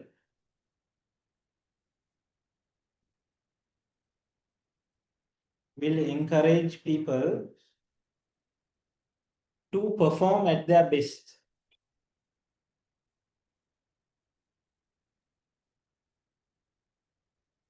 So will he do it by commanding or by giving directions and instructions? What is instruction? And what is commanding? Commanding is more like an order. Instruction is more like a request. You make a request to them. Okay. So you guys, even when you become a boss or CEO, whoever it is, in your own company, don't try to be a boss. Be a leader. Okay. So then your team will always love you. They will always come towards you for their problem. And they know that you being a leader will always assist them. Okay. So a true leader encourages people to perform at their best, not by commanding them, not by commanding them, but by setting a clear direction. But by setting a clear direction.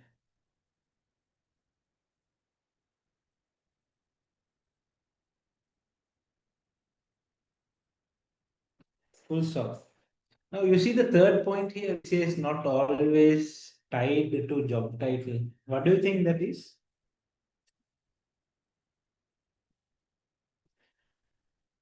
No. Now I can be a country manager, or I can be a CEO. It's okay. But when you have that attitude of being a leader, it doesn't matter. You don't have to be tied to a job title. Even if you find your office cleaner is trying hard to do something, you can go and always help them. Okay. Now you're sitting somewhere and then your office peon or somebody is trying to come and sweep this place.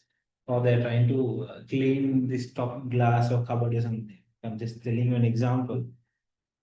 You wear your tie and your blazer and you're sitting and then you say, no, I'm the CEO, I don't do anything. Let them do their work. No, you can't be like that. No? You can't be arrogant. You should be always somebody who is having an empathy towards your subordinates. You should be a leader. So that just small act of kindness will always show you how good leader you are. If one of your staff is trying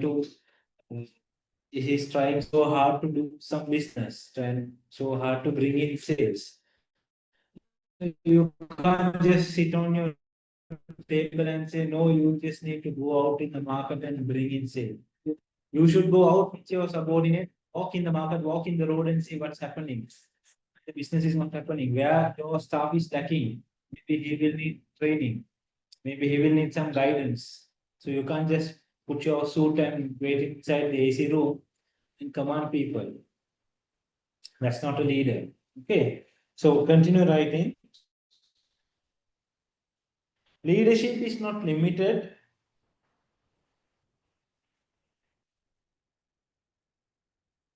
to those with formal titles. What is formal titles? It's like managing director, area manager, sales director. Those are called titles. Okay. So it's not limited to those with titles, but it can come from anyone. Leadership is not limited to those with formal titles, but it can come from anyone who earns the respect, who earns the respect and trust of others, and trust of others. Yes. From where?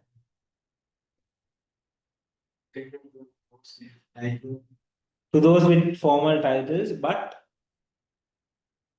it can come from anyone who earns the respect.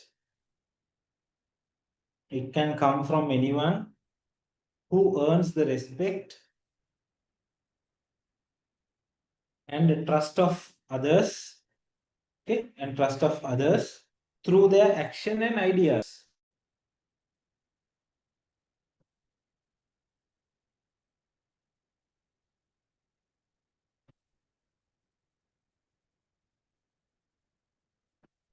You highlight or underline the word earns the respect and trust of others. Earn respect and trust of others. You can never be a leader if you earn the respect and trust from your team. Okay? You must earn their respect. You can't get respect by force. They should respect you by themselves. Okay. And also they should trust you. Then only you will be a real leader. If not, very sorry, they will just act in front of you and behind your back when you're not there, they will talk bad about you. Okay. They will try to talk bad about the company. Okay.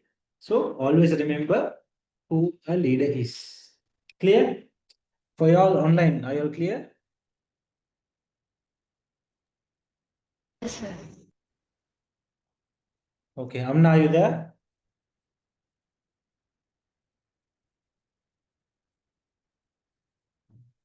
Okay, so now we are moving forward to leadership styles.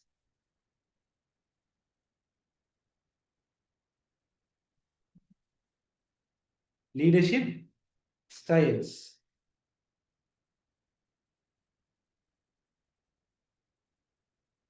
Did the campus give you your syllabus modules? They sent a soft copy or? Okay, no, I have. I'm just asking whether you all have. You went to the orientation, right? Okay.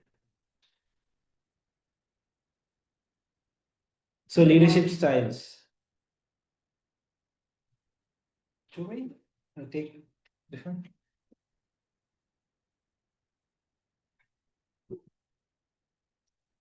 Oh yeah. So they gave you only this one. So this is module one which we are discussing, business environment and organizational dynamics. And then there is marketing and customer relationship, finance, managing operation, resource, communication.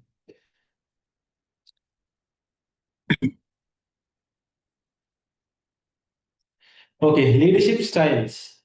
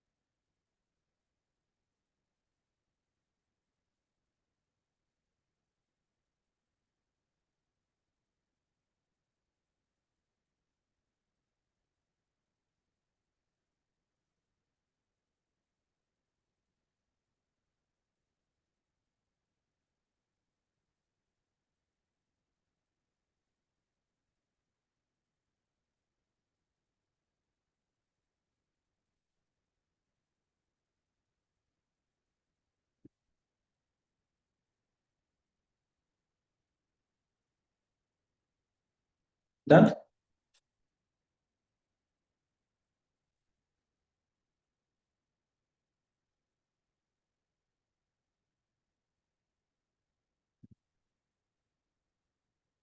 So what is the first one? Autocratic. What does that mean? Hmm?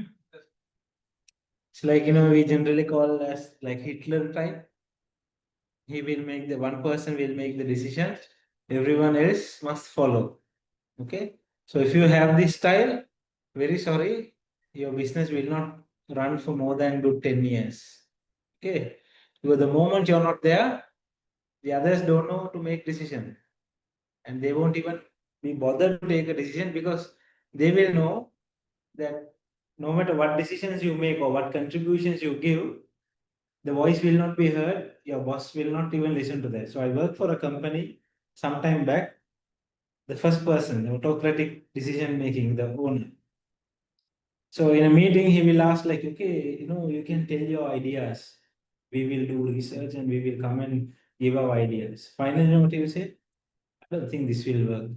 And then he will have some own idea and say, I think this will work. Let's implement this. Eventually what happened? No one gave ideas in the upcoming meetings. Even I stopped giving him ideas because I know for sure whatever I give, whatever information I give, it will not be worked out. So, and then he will like, why aren't you all giving me ideas? You all should talk in a meeting. Then we'll just keep quiet. That will happen definitely. So, when you become a manager or when you run a company, remember not to be an autocratic person. Okay. So, autocratic means one person makes decision and that's it. And then the second one, democratic. So this guy, you know what he will do? He will ask input from everyone in the team, and then he will together as a team, they will make a decision. Okay. So democratic is more likely happening in almost all the organizations except few. And then laissez-faire. This is a little direct supervision. So which is like micromanagement. Now, example, when you join a company, let's say example as a salesperson, now your management will see where you are going, what you are doing, in this hour what you did, and then on the next hour what did you do, what did you talk to your customer. Each and everything they will monitor. Even if they can, they will connect your mobile phone into a GPS system and track where you are. Okay, so this is a little direct supervision. It's called micromanagement. We don't appreciate that. We don't even recommend that. Okay, so don't go into that level. And then the last one is transformational. So this is actually my company is more transformational company which we have made. What we do is we inspire the staff, we motivate them, and we let them do their work. We don't micromanage or we don't take our own decision. We listen to them and then we let them do the work. So it's called a transformational leadership style. So what you should do is actually there's no much notes for this. When you refer books, leadership style, you will get more information on these things and how to approach, how to be a leader on this particular type. Okay, so now you have to start reading. Your life should change now, unlike before. Yesterday, you might have been doing some other thing, but now you need to allocate your time for your studies. So you have started something very important, then you need to finish it in style, right? So start reading books, get some membership in a library. The more you read, the more you will understand. What happened? Did you find any book on the library?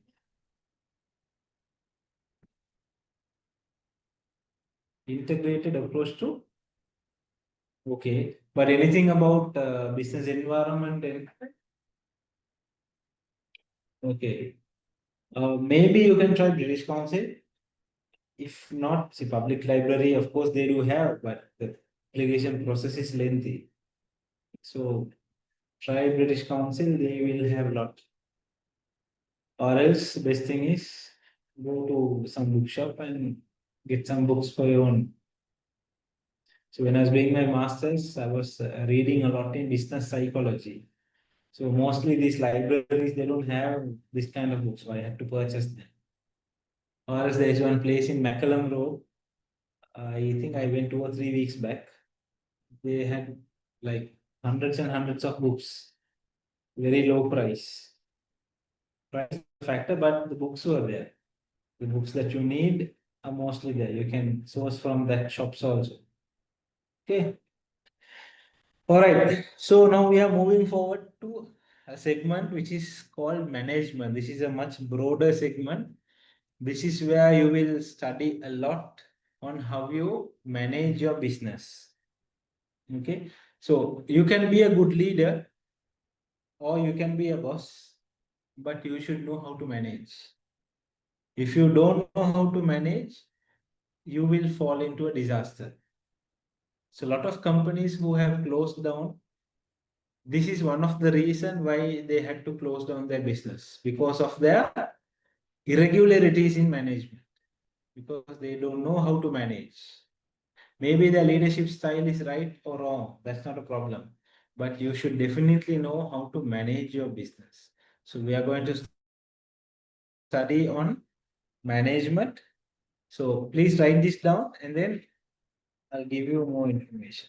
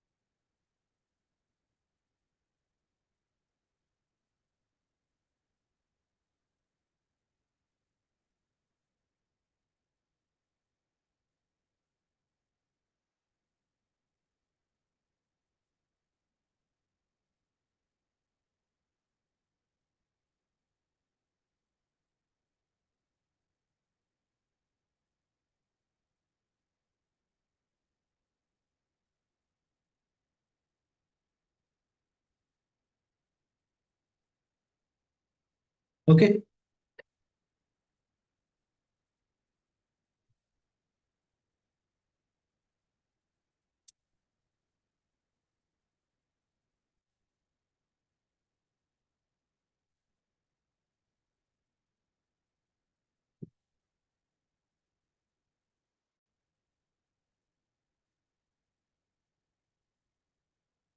Okay.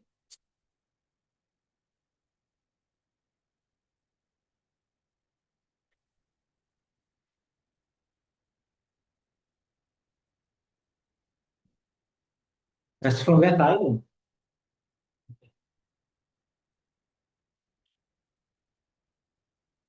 Okay.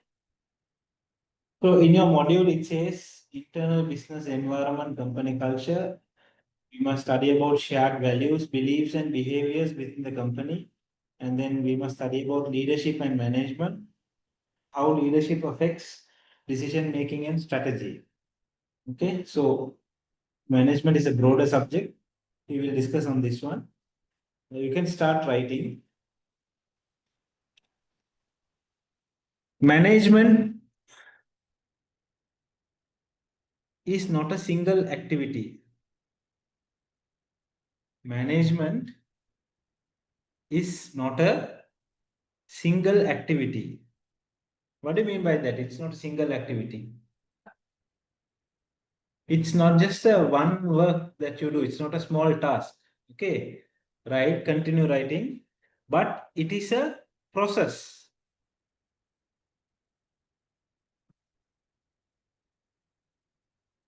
But it is a process. So managing a company or management is a continuous process. Okay, full stop. Therefore,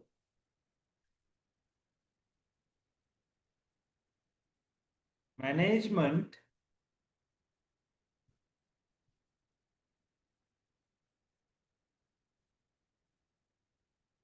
will become a process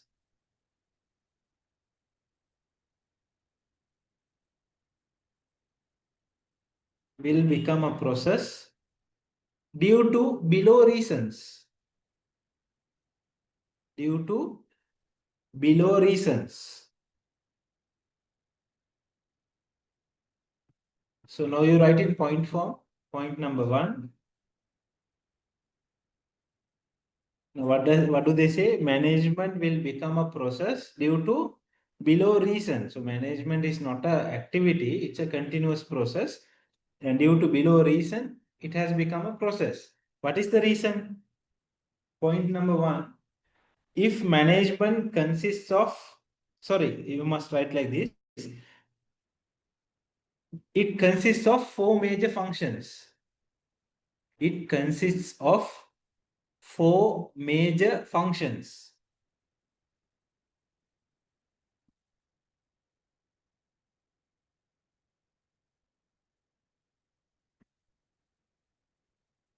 Then you write planning, organizing,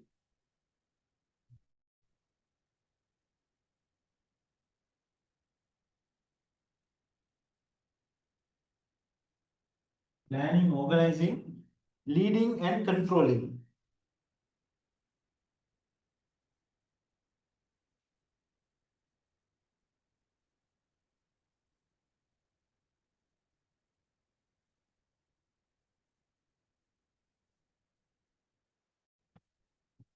Can you see the whiteboard?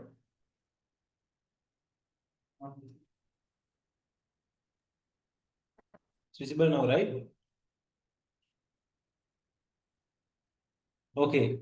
So planning, organizing, leading and controlling. Now let's assume a scenario. So we are imagining a situation where your organization, so this is your company.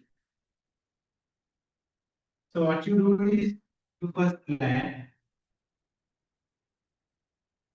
After planning, what's the organizing? Once you plan, you organize.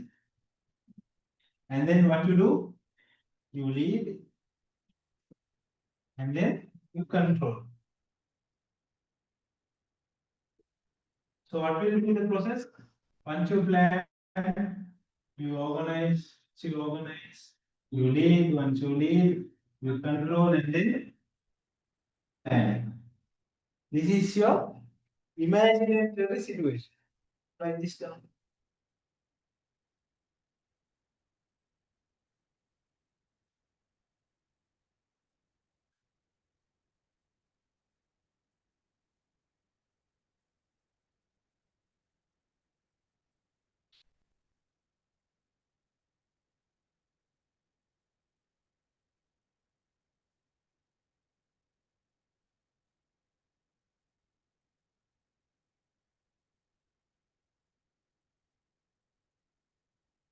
Okay.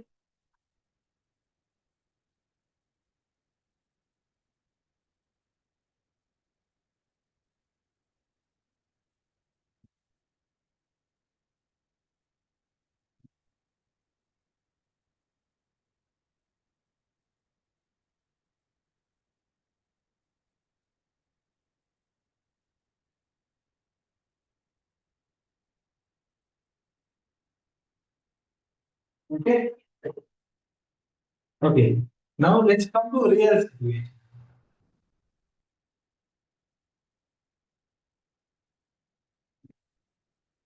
Now in my restaurant, First, I plan of launching a new dish. Okay. And then once I plan, I try to organize. Now, at the time of organizing, I will get to know, no, my initial plan is wrong. I need to redo my plan. So, what you do? Once you start to organize, again you come back, again you do your plan.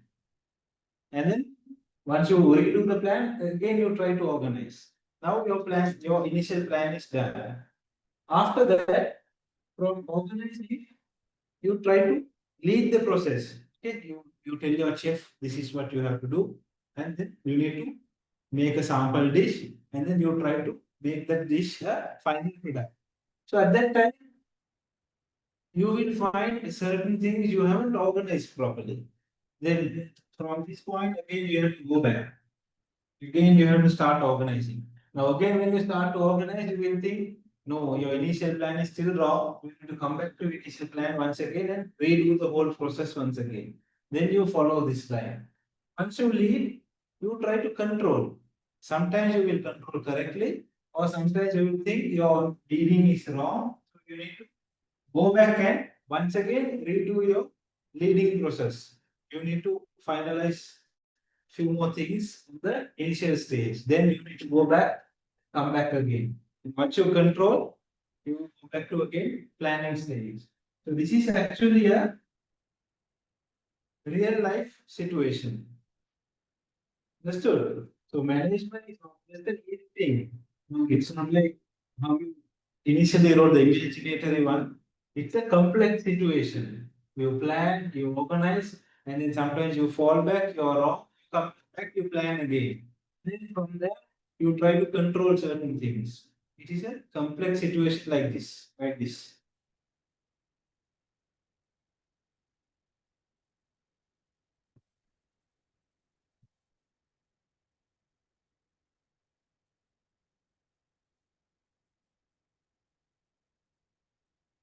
So this is organizing, huh? Organizing. Planning, organizing, leading, and controlling.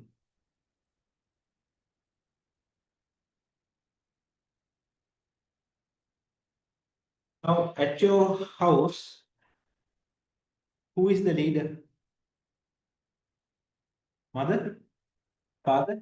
Okay, different house, different leaders. Some house is the mother, some house is the father. Okay, so do you think your mother or your father can run the family?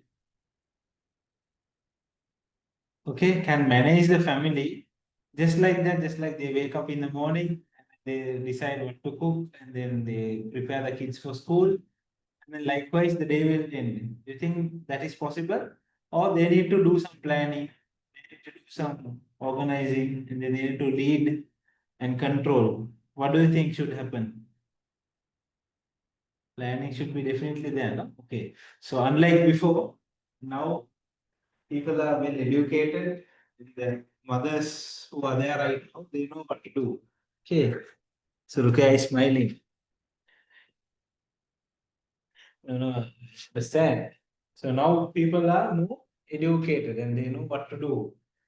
Because when the children become educated, eventually the parents will always try to outsmart them, try to have a control, right? So that's why even in a company, even in a management, planning, organizing, leading, controlling is crucial. It's very important. Without you plan, you can't do anything. So there is a quote which I always tell, even if you want, you can write down on the first page of your book. If you fail to plan, you plan to fail. Write down in your book, the first page. The moment you open your book, you must always remember this. If you fail to plan, what will happen? You plan to fail. So now when you start studying, since you have started this course just yesterday, you must plan yourself on how you are going to study. Okay. How are you going to allocate your time? You plan to fail. If you fail to make your plan, which means what? You are planning to fail, right? Okay, so you need to plan ahead how you are going to allocate your time. Don't think it's only you guys who is studying and working. Huh? Me, I was doing 2 courses and working also. Okay, so during my weekend classes, I was doing my WT and chartered in my weekend. I used to work all balance 5 days. I used to come home like at around 10:30 at night and then study. Then the next day morning I go to work. So that's how I also did my studies and my work, my professional life and my personal life. So you have to plan your life accordingly. Maybe what time are you guys leaving office? 6:30 you and you? Okay. And then once you go home, just scroll your phone, do some stuff, and then have dinner and sleep, right? So now today you need to plan how are you going to allocate your time for studies? Because if you don't do your homework, if you don't do self-study at home, I'm very sorry you won't be able to pass. Okay. And my assignments are not easy as you think. It will be very hard. Okay. And my lessons are also like that. I'm explaining more. The reason why I explain more is because for you to understand and pass out in high numbers, in good colors. Okay. So plan accordingly. It's easy, not that very difficult. What you do is you segregate your time. Once you go home, let's imagine you reach home at 7 o'clock. Okay. And then what time do you sleep? 11, 12, 1. You? 1 o'clock. Good. You? 1 o'clock. And then you? 3. What do you do?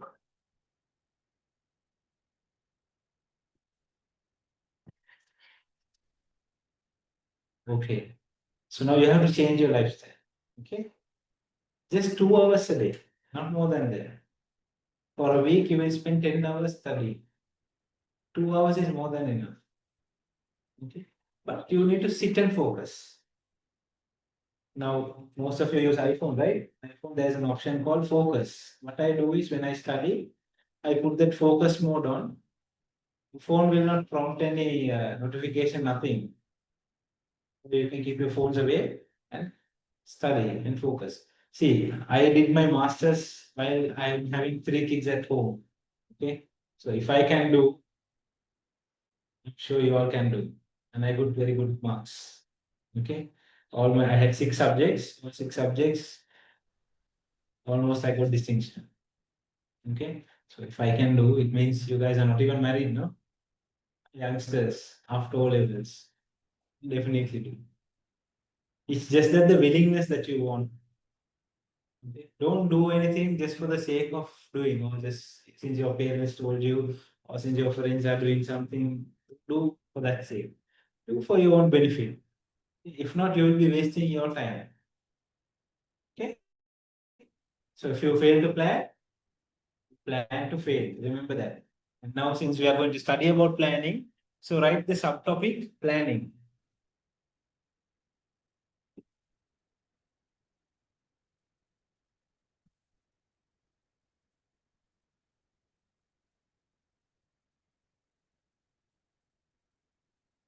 Planning determines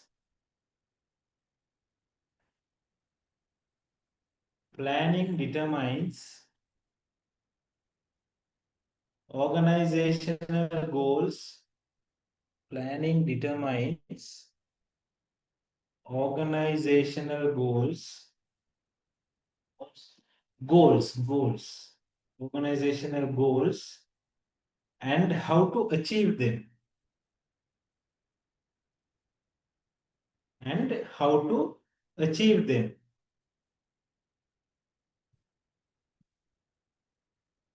Full stop. This is the first. This is the first and most important activity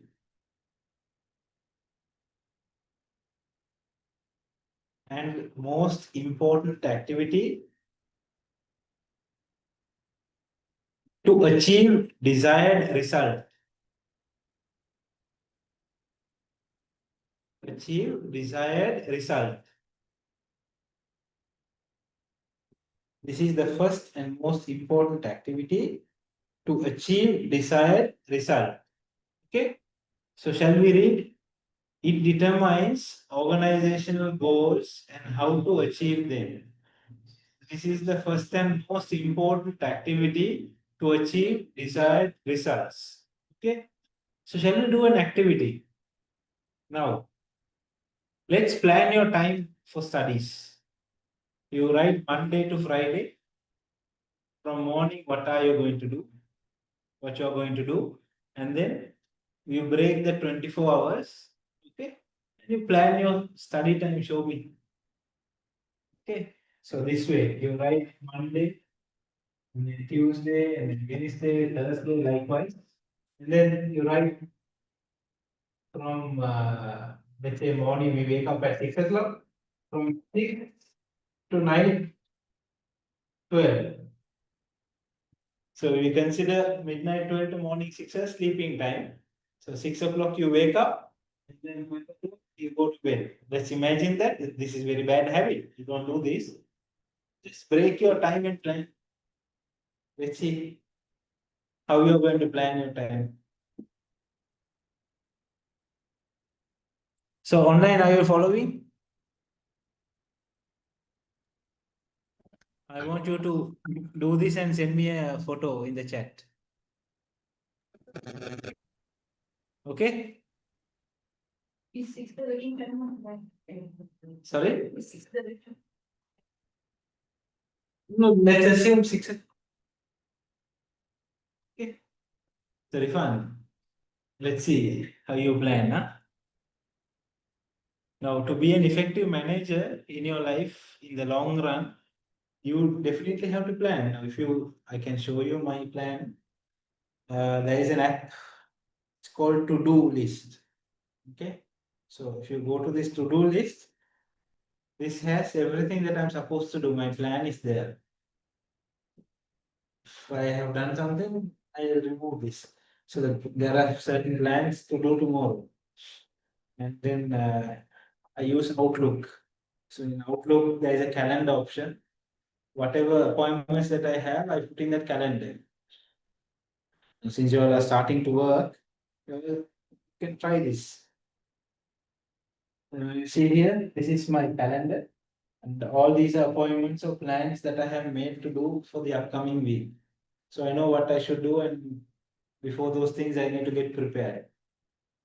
Tomorrow, let's see what I have. I have a training session, and then I have meeting, and then I have meeting. Yeah, I have 3 things to do tomorrow.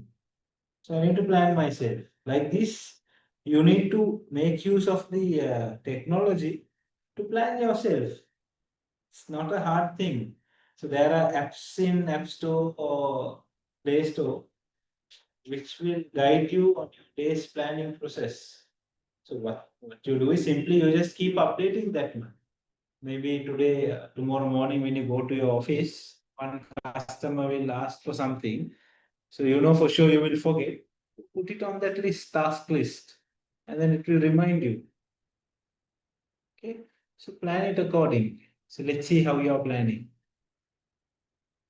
Yeah, Monday to Friday. Because Saturday and Sunday you are here full time. And I don't think you will do any studies.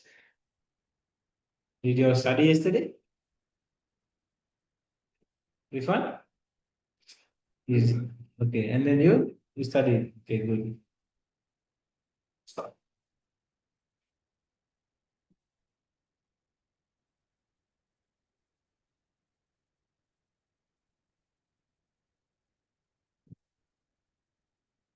Okay. So soon, huh? Don't take much time. This is normal plan. Don't think too much. Never mind. You imagine you wake up at 6 o'clock. So you wake up at 6 o'clock and then you'll have your breakfast. It's up to you. You plan your day.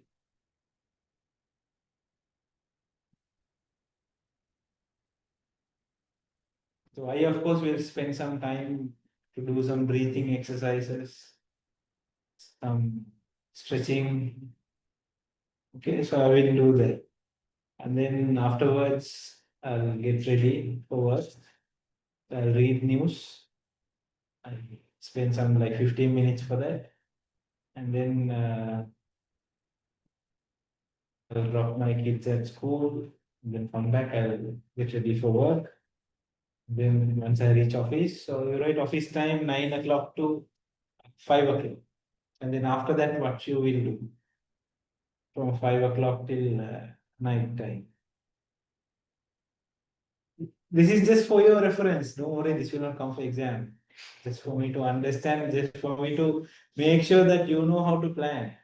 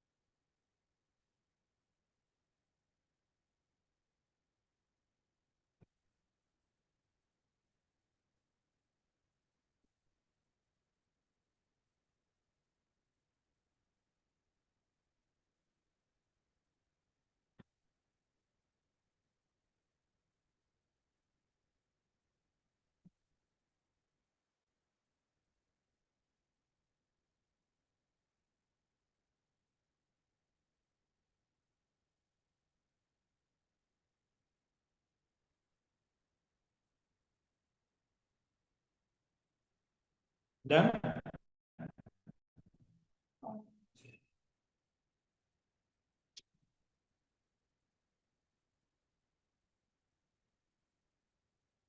You can share your images on the chat. Afika and Amna.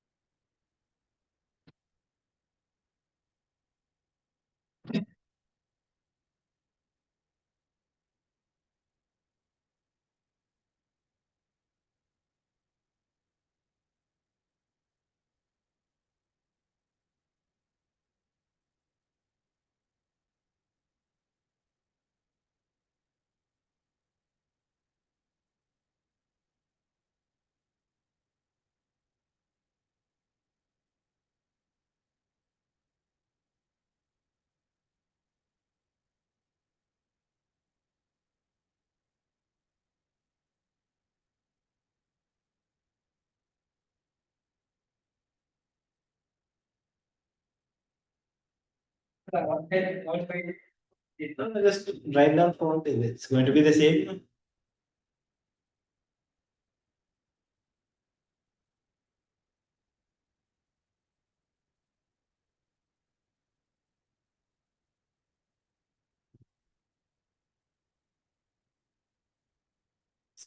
It's taking a lot of time, man, to do a small thing.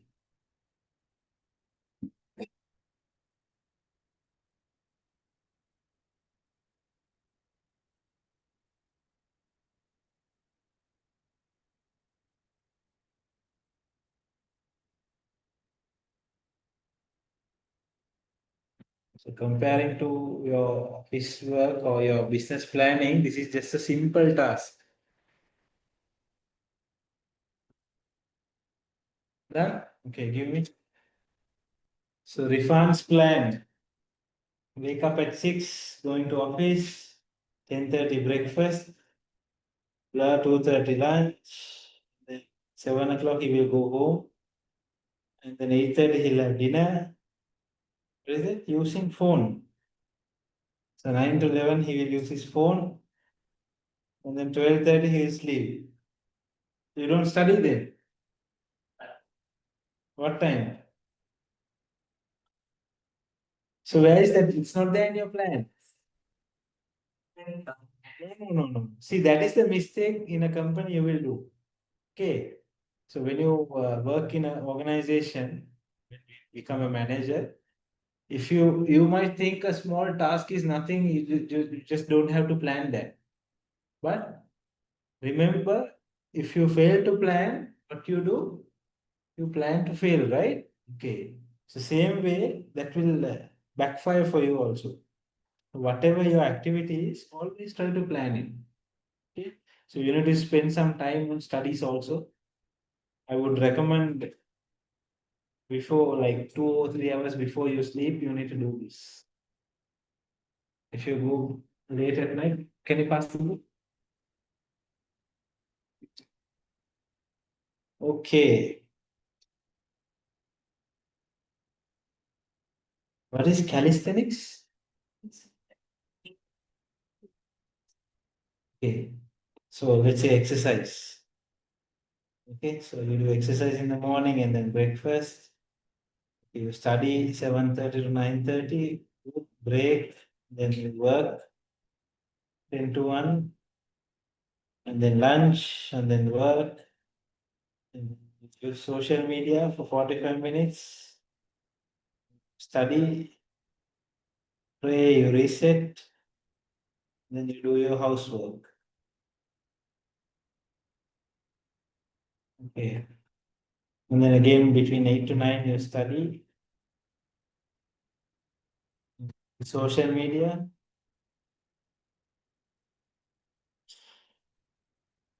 Okay. Good, pretty decent planning. And your one? Okay. We wake up, working time, using phone, study time 1 hour, and eat and sleep. Okay. I'll tell you a small thing from my experience. Okay. Even when I was in your age, I used to study at night. But do you know the best time to study? It's morning. Okay. You might spend even 2 hours studying something at night, but you just need only half an hour in the morning. Because once you rest yourself, and when you wake up, your brain will absorb faster. Because that's the first thing in the morning, you're so fresh, okay? You can easily absorb things. So try to study like somewhere between 6 to 7 o'clock. Okay, that 1 hour is very crucial. I mean, study in the sense you don't just have to study your notes or something. You can study about anything, or read a book, do something. Okay, that will store everything over here. That's how I remember a lot of things. Okay, because that's the time I read news. I take my books and study. I just scroll few pages, that's it. But that's more than enough for you to do. And I have experienced it. Okay, so that's what I'm telling you. Online, why don't I see your stuff, see your planning?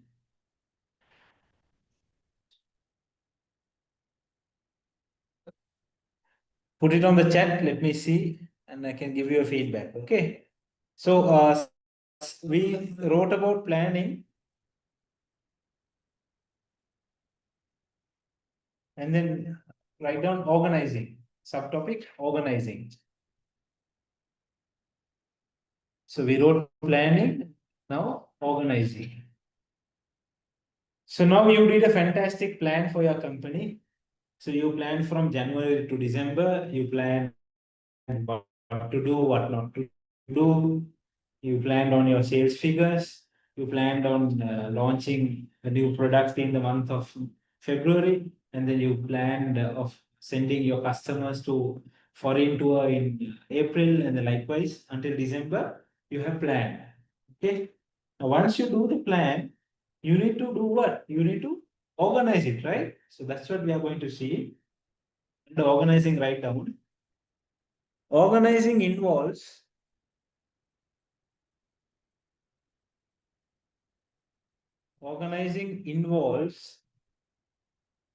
delegating authority. Now, what is that delegating authority? Organizing involves delegating authority.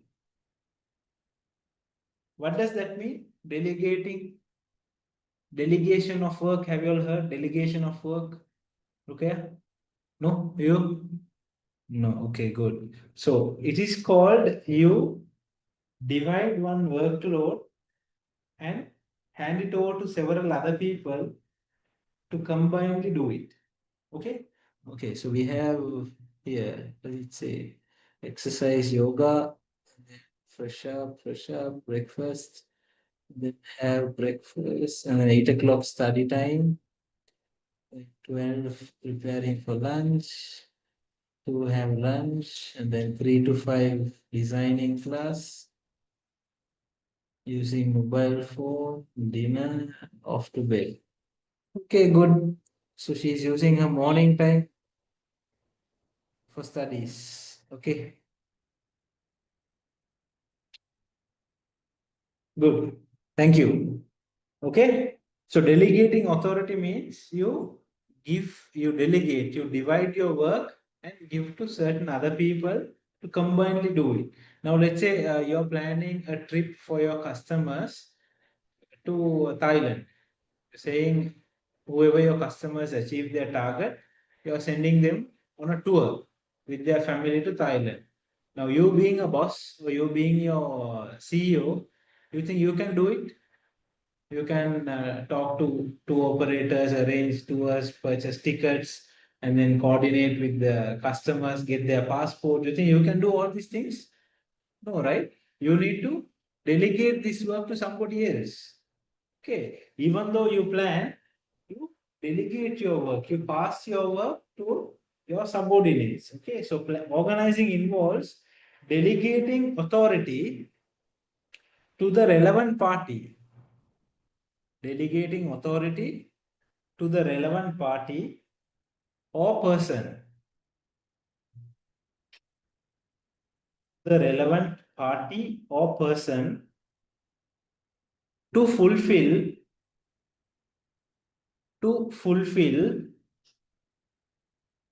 the activities to fulfill the activities which are identified in the planning process, which are identified in the planning process.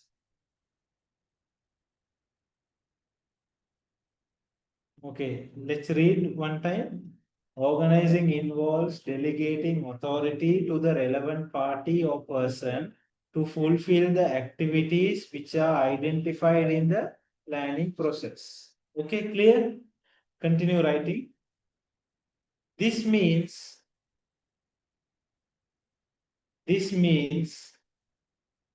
organizing can be described as organizing can be described as assigning the task,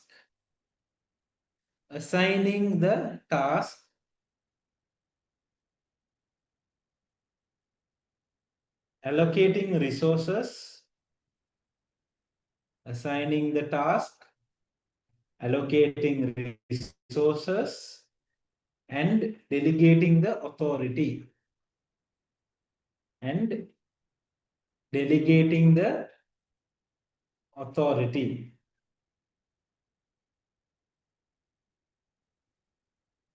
So once you plan for your organization, you need to organize those plan also. Okay, so in your planning process, you might have 12 tasks for 12 months.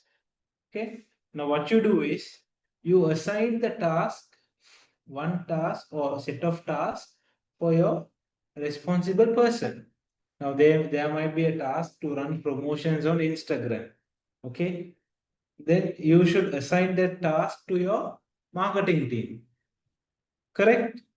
Who will do the promotions in social media? Normally, marketing team, right? Okay, and then you have a planning process of introducing a new product. So you must assign that task to who? Maybe to the product manager or to somebody who is dealing with the products. Okay, and then you have a plan of increasing the warehouse space, your store space, then you should assign the task to your warehouse manager or to your storekeeper. Correct?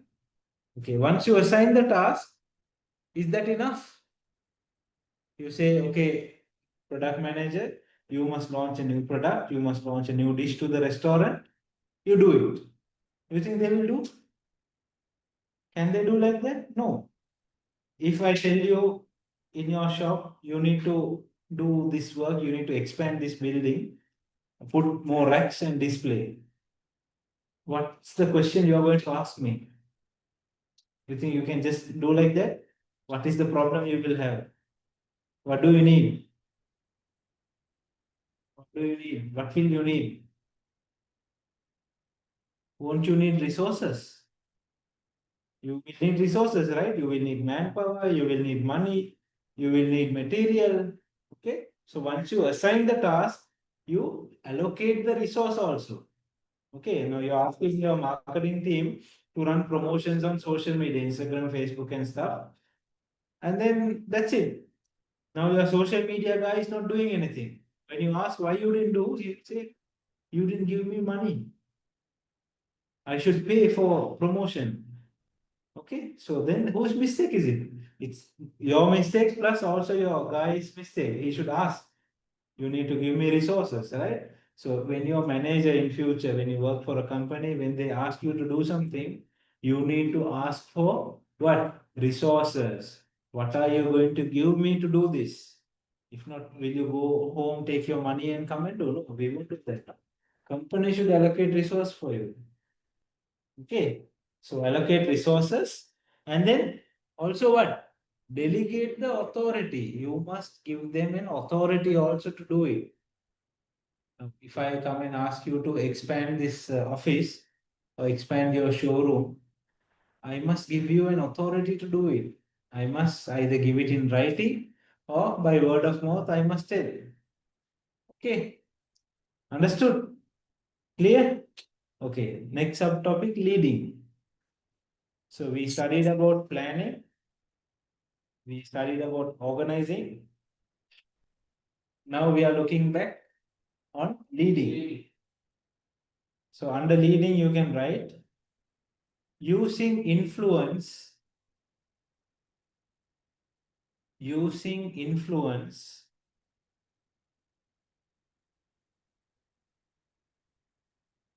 to motivate employees, using influence to motivate employees in achieving organizational goal, using influence to motivate employees in achieving organizational goals, comma, which means guiding employees, which means guiding employees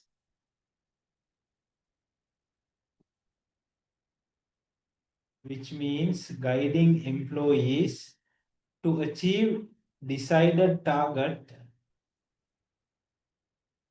to achieve decided target, comma, monitor the performance, comma, monitor the performance, monitor the performance and guide them in the right direction, and guide them in the right direction.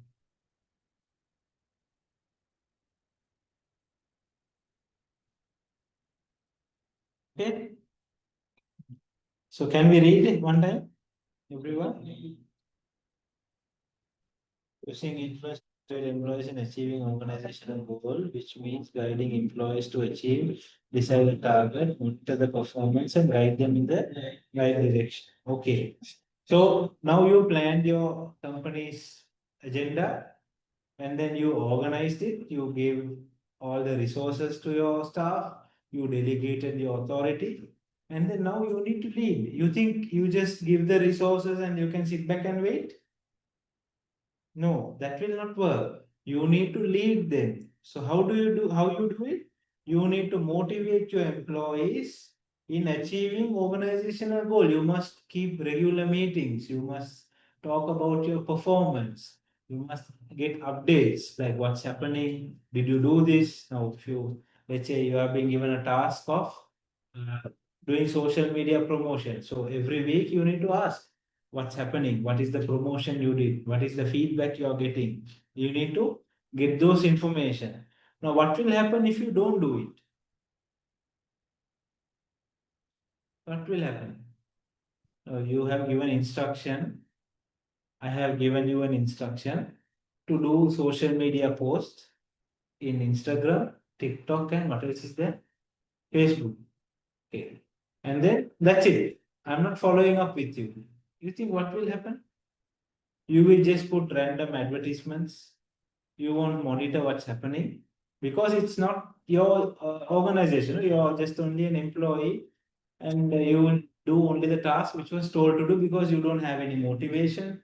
Nothing is there. Even you don't know the goal. You don't know the purpose. Sometimes managers, they have everything in their head.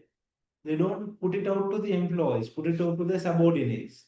They will say, okay, you do this, next guy, you do this, and then that's it. Until and unless you know, the employees know the reason behind this activity, then the work will not happen. That's why in leading it says, motivate employees in what? Read in achieving organizational goal. You must tell them this is your goal, this is our company's goal. We must expand our business to customers in Kandy, in Kurunagala.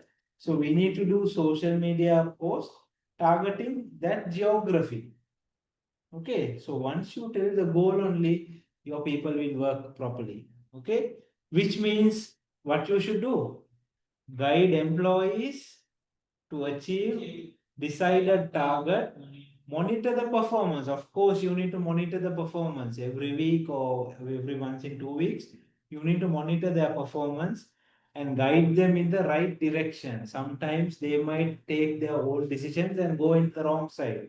But you being a manager, you being a leader, having experience, you must guide them in the right direction. Clear? Understood? Online? Clear?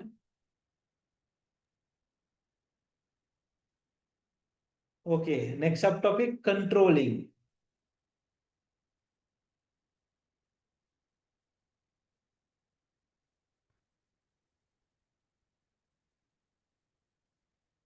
Controlling.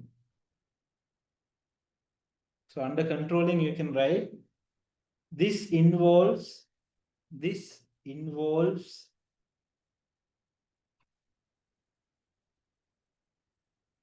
achieving excellent.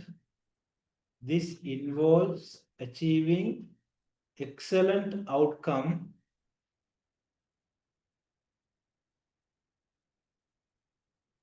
in comparison.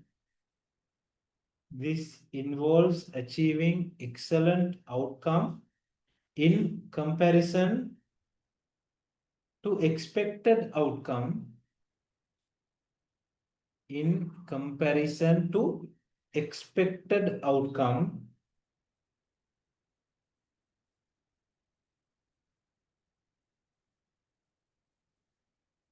with actual outcome. With actual outcome by correcting deviations. By correcting deviations.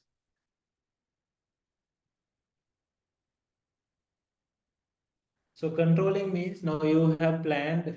What is your plan? To run social media posts in promoting your goods and services in Kandy and Kurunagala. That is the planning. Now you organized it, you hired a social media person, a marketing person, and you told him this is your task.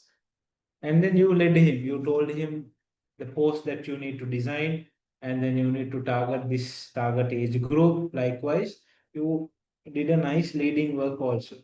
Now, once you do this, you need to have a control. So by controlling, what will happen is you will achieve an excellent outcome. You expected 1000 customers to purchase your products from Kandy and Kurnagal alone. Maybe you get 1500 customers now buying because of your social media post, social media promotion. So you achieve excellent outcome in comparison to expected. So you expected 1000 customers to come, but you got how much? 1500 customers to buy from you with the actual outcome. Okay. By correcting deviation. So that means correcting deviation means sometimes let's assume our product is just tell some product name, something, uh, let's say barbecue machine. Okay, so now we wanted to promote barbecue machine in lieu of holiday season, April. People will stay at home, then they try to do barbecue. Okay, so we expected a post to go, promoting barbecue and then holiday season. Likewise, we need to do some artwork, some design. So that didn't happen properly. So what you do is you quickly control, you remove that post, you make another new Facebook post or Instagram post, and then you upload. So that means what? You achieve the actual outcome by correcting deviation. Sometimes certain things will not go as we plan. It will go in a different direction. Then quickly we need to deviate from that. Understood? Clear?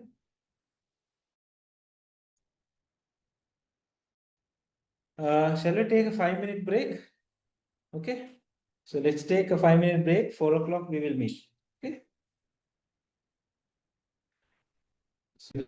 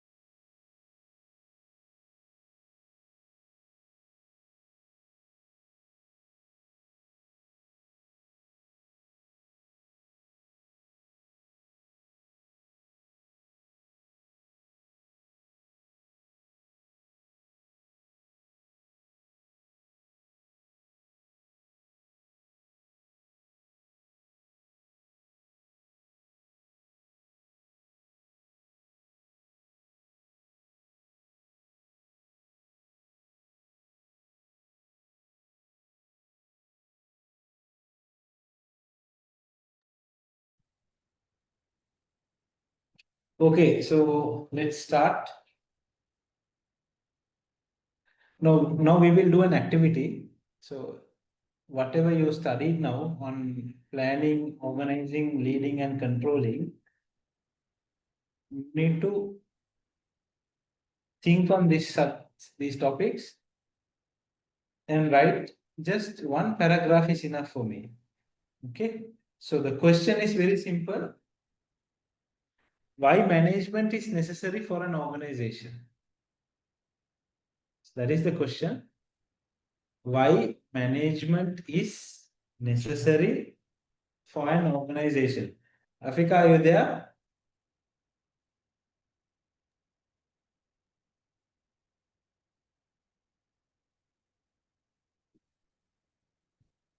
So you must write why management is necessary for an organization.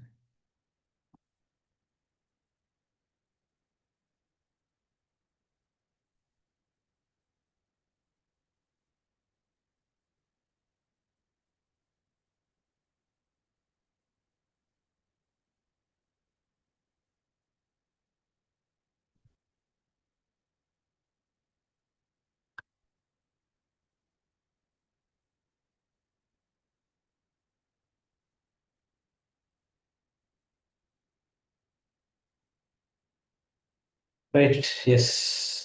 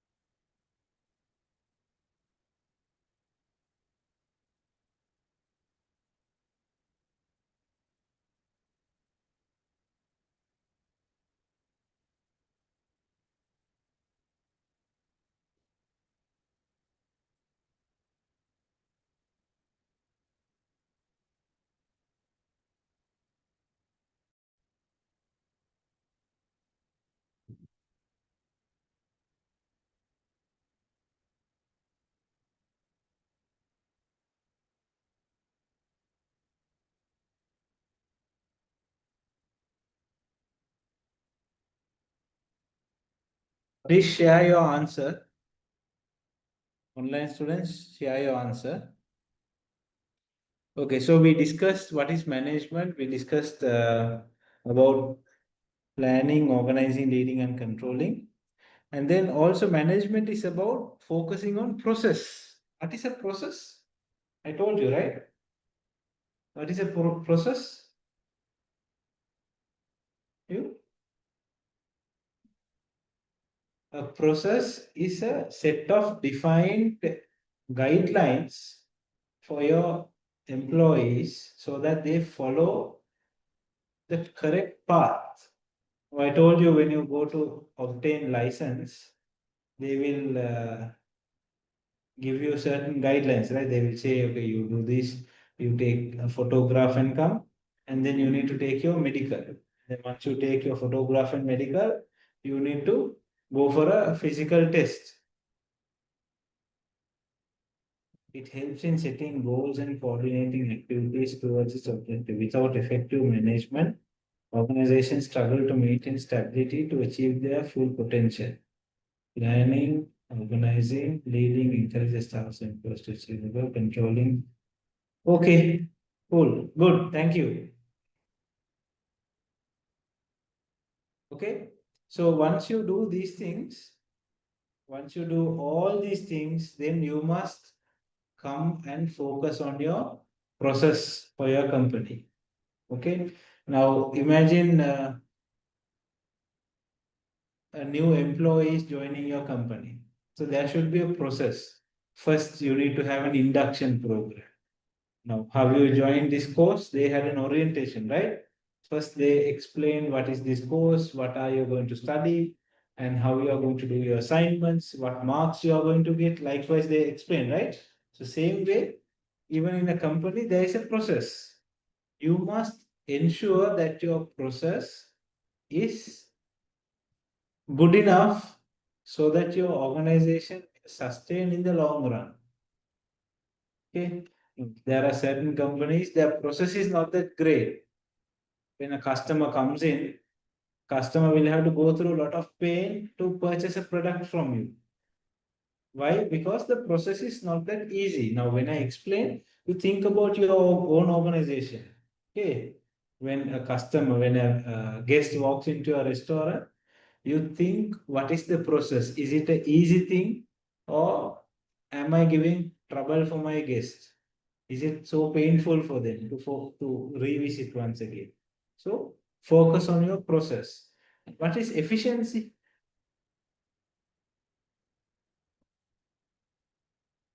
What is efficiency? Okay, we will study about efficiency now. And then outcome. Outcome is nothing but the effectiveness of your organization's process. Okay. And then also managers ensure that the organization runs smoothly. Now, once you do this planning, organizing, and then you leading, and then you control your resource, and then you focused on your process, you made some new changes to your organization process, and then you ensure that it is efficient and you are getting the right outcome. So then the manager, when you become a manager, you must ensure that do all these things, your company should run smoothly. Okay, understood? Okay, so now next topic, you write down efficiency and effectiveness.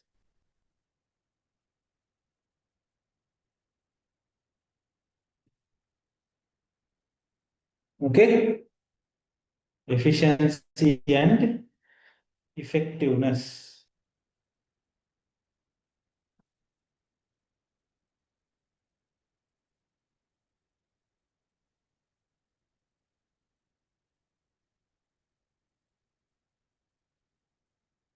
So first write only the efficiency. After that, we a small exercise. Write only the efficiency. Don't write effectiveness.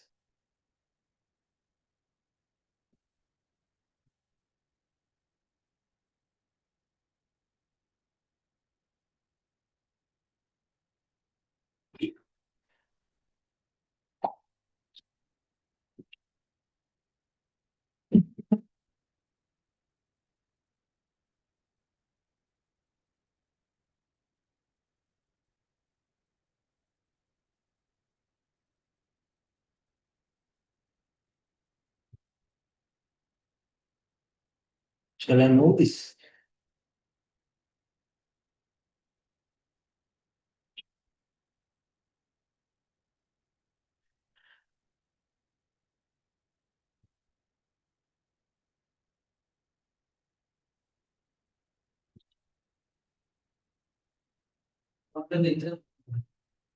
That is not example. E stands for efficiency.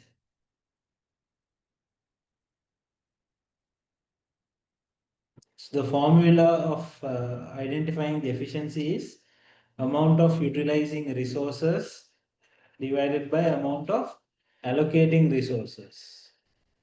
And you make it into a percentage, multiply by 100. Okay, so once you write down, you will do this thing.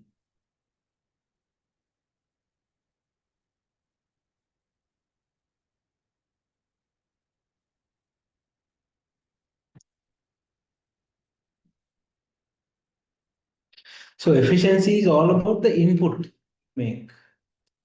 How much efficient you are. When you study, what is the efficiency level you put to your studies?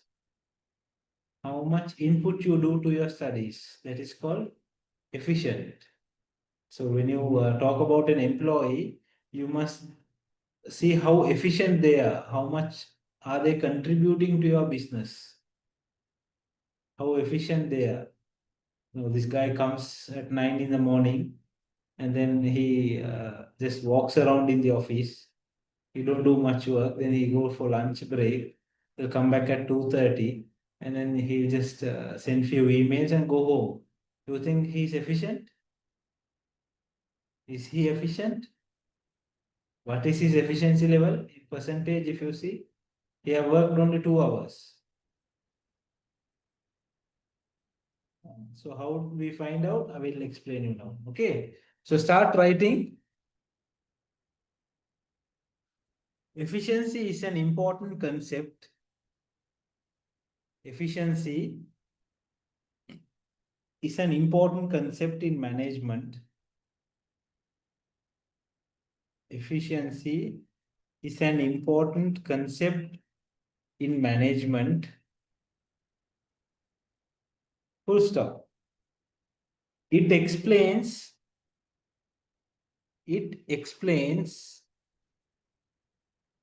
about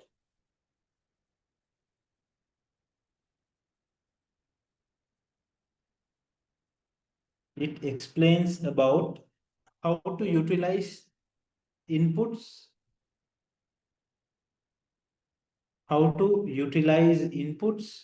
So within brackets, you write resources, how to utilize inputs within brackets, resources to achieve organizational goals. To achieve organizational goals.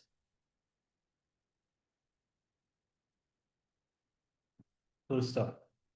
So E stands for efficiency. How you calculate efficiency is amount of utilizing resources must be divided by amount of allocating resources multiplied by 100. Okay. So a small task, write down. A student has 24 hours of limited time for a day. A student has 24 hours of limited time for a day. 24 hours of limited time for a day. Full stop. He sleeps 7 hours.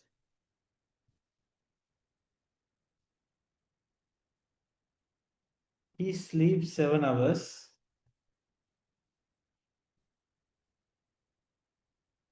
And works for 9. So which means he's doing a part-time job or something. He works for 9 hours.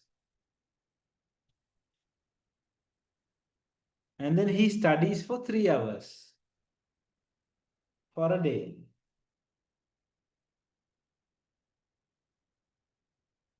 Remaining time is spent on doing household activities. Remaining time is spent on doing household activities.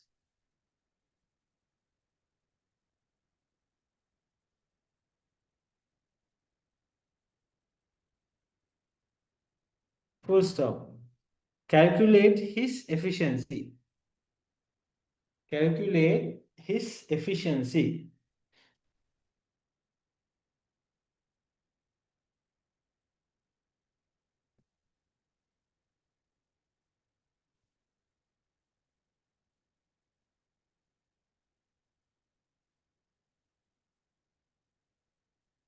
So what is the amount of utilizing resource? What is the resource now we have? Huh?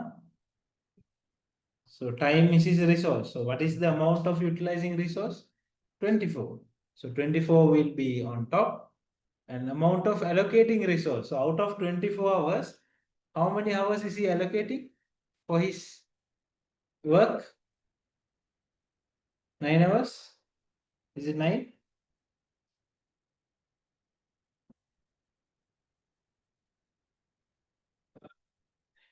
So he's working for 9 hours and studying for how many hours? So total 12 hours. So 12 hours he is allocating for himself. Okay, so balance 5 hours or whatever the hours he is doing his household activities that we consider as inefficient time. So his efficient time is he's working for 9 hours, studying for 3 hours, 12 hours is his amount of allocating resources. So 24 divided by 12 multiply by 100. Understood? Yes or no? If you don't understand, ask, I will explain. Online, did you understand? So that is an inefficient time. So efficient time is what you contribute to yourself for productive work. Generally, sleeping we consider as a non-productive work, right? Do we do anything productive in that time? Do you do something while sleeping? You work something? No, right? So it's a non-productive work. And the balance hours he's doing some household activities. Maybe he's cleaning the house or going to shop or what and what he might do something. Okay? So his productive hours are his working hours and studying hours.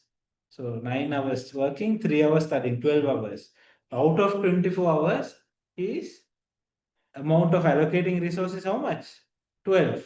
So 24 divided by 12, how much?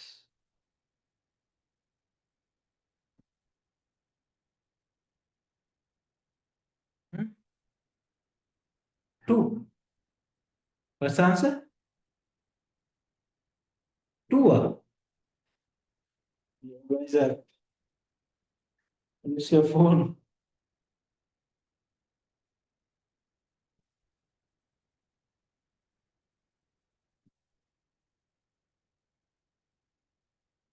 Sorry, it's the other way. 24 should come to the bottom. So amount of allocating resource is 24 hours and he is utilizing out of that 24, how many hours? How many hours is using? 12. So 12 over 24 is what? You put 12 on top, 24 down. So 1 by 2 into 100 means what? How many percent?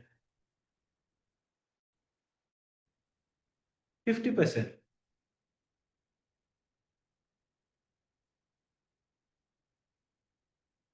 12, 24, 1, 2. Multiplied by 100.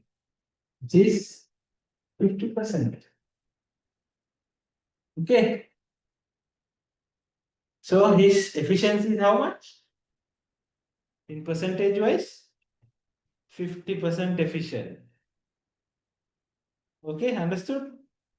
Right. Now write down the effectiveness.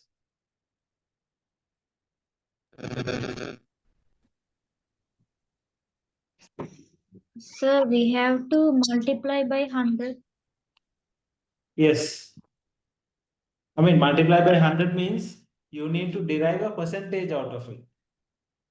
So half is 0.5. So 0.5 multiplied by 100 is how much? 50. So 50%.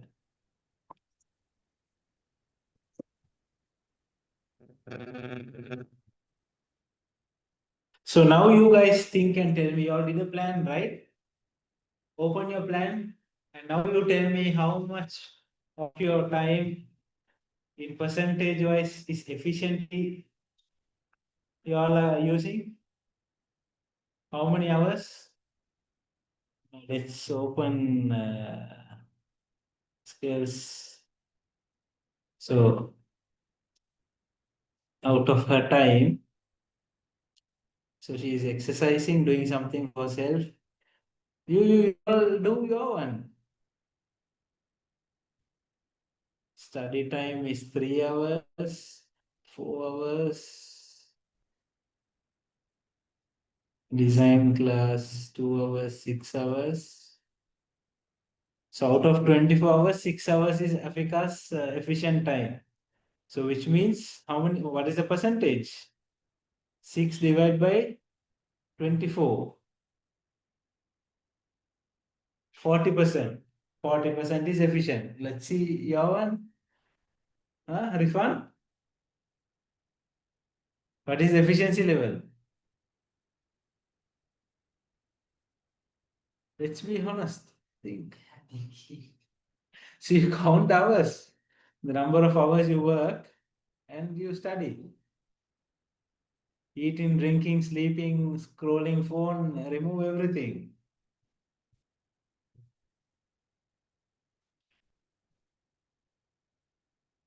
Okay? Tell me how many hours?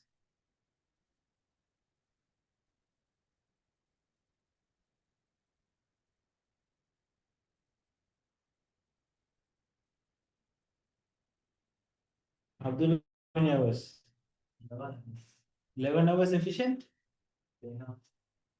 Huh? So 11 hours. So 11 divided by 24, which is almost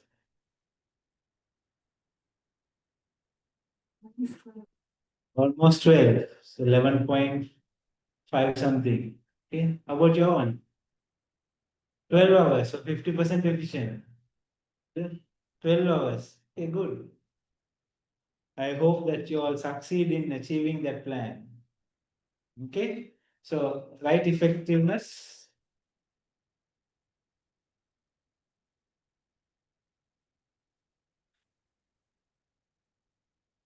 Effectiveness. Finish writing.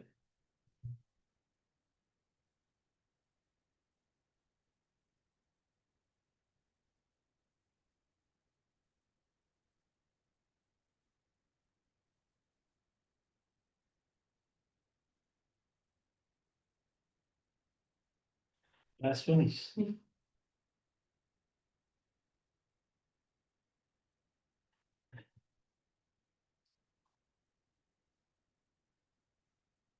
Okay, done.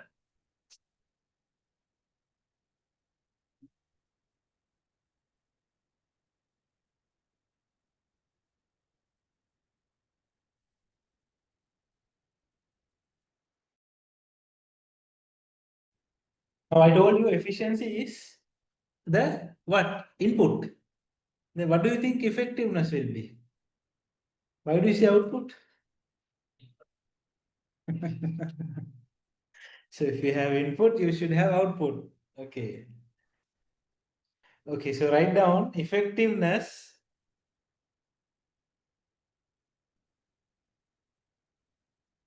It's already there. No? Right, this capability of producing a desired result or the ability to produce.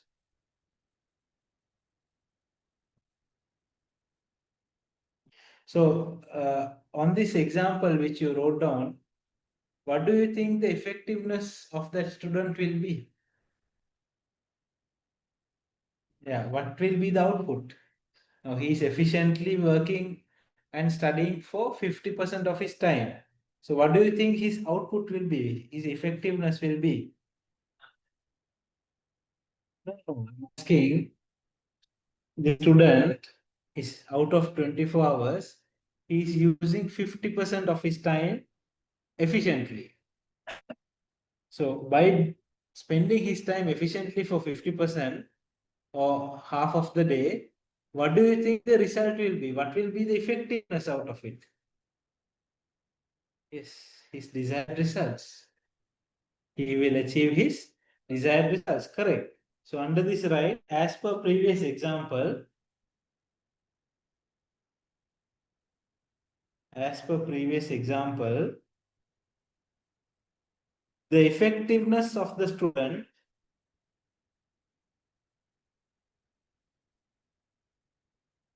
will be to produce better result. Will be to produce better result.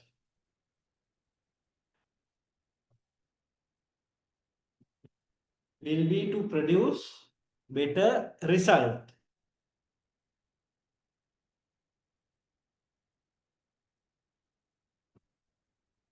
Okay.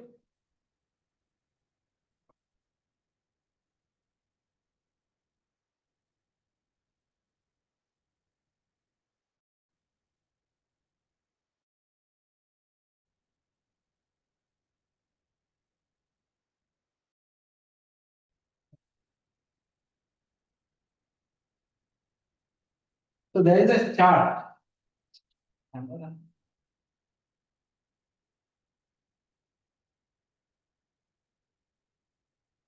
So there is a chart like this.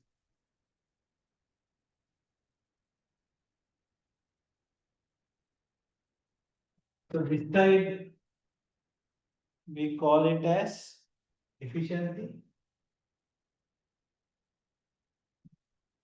So you can start writing, yeah. So which means efficiency means what? Resources. And then this side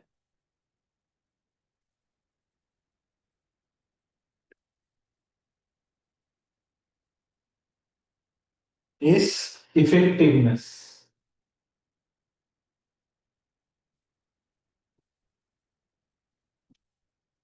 Or in other term, organizational goal.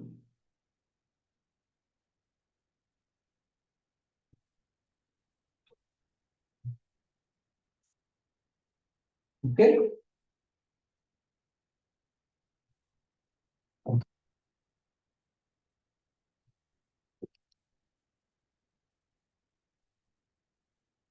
Okay.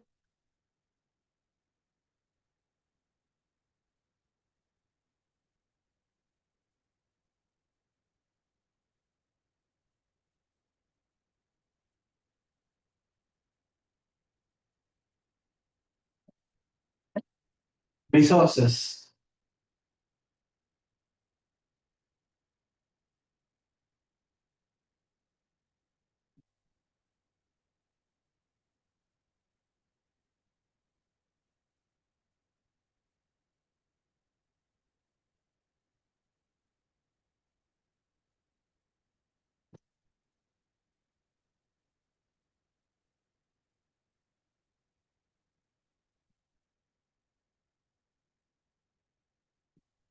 Okay. Ready? Okay. So this is a simple chart. This will explain you your organization efficiency level is on this segment and effectiveness is on this segment. So there is a segment where high efficiency, there is a segment where low efficiency. Okay. And this is effectiveness. This is the low level of effectiveness. And this is the high level of effectiveness.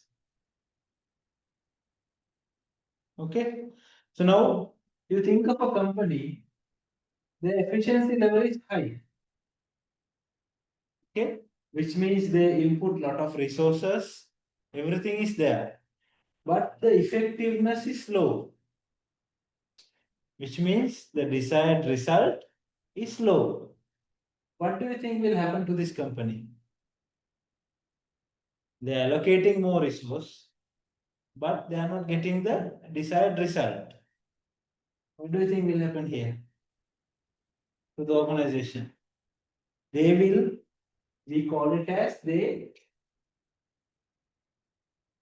die slowly. Imagine they are having 1 million rupees in capital. Okay, they have 10 lakhs in capital. They are allocating lot of money to innovate new things. So they are allocating resources to innovate new things, but the effectiveness level is low. The result is low. What will happen? Eventually, they will spend their money, and finally, what will happen? They will close down their business, which means they will die slowly. Understood? Clear? Right. Now, there is another company. Their efficiency level is low. they don't allocate much resource. Also, the effectiveness level is also low. They don't put much resources and they don't get outcome also. What will happen? They will die slowly. They will die slowly when they have much resource, they have a lot of money, but they're not getting the result. They keep spending money every month, and maybe after 2 years, they're bankrupt. So that is they die slowly. But here, they die quickly. Why? You don't even allocate your resource and you don't get your result. Then can you survive?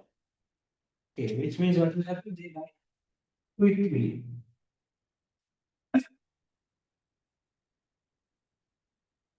Okay, right. Now there is another company. They allocate resource very high and the efficiency is also very high. Which means what will happen? They spend 1 million in a project and they get 2 million out of it. The efficiency level is more. Then what is it? They grow, right? Okay. Means it's a grow. And then over here, they don't allocate much resource, but they are getting very high result. Huh? They don't allocate much resource, but the effectiveness is high. Now, instead of spending 1 million rupees in a project, they just spend 100,000 and they will get like 75,000 or 80,000 in return. So, which means what? Is it growth? They're spending more and earning little less. So, which means we call it as survival, right? You survive in the market. Now, during COVID time, companies they had to spend money, fixed cost. Shop rent is there, employees' salary has to be paid. Electricity, anyway, the bill will come if the refrigerators and everything keep on working. Then what's happening? They are allocating more and more resources. If the resources are less, efficiency is less, and then this one, they're allocating more resource, but the effectiveness is less. Then eventually, what happened to those companies? They died slowly. Okay. So there are four scenarios we will write down under this diagram, right?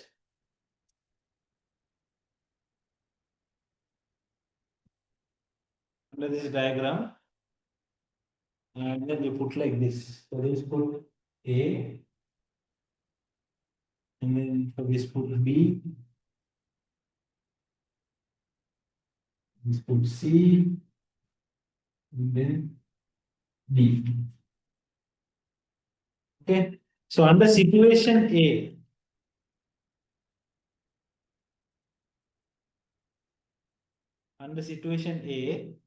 write down resources are fully utilized. Resources are fully utilized.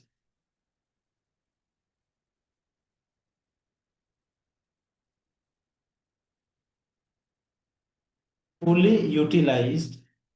Resources are fully utilized, but organizational objectives, but organizational objectives are not fulfilled.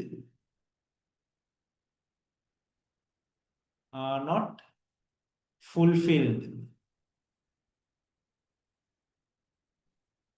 Full stop. This organization may not success in the long term.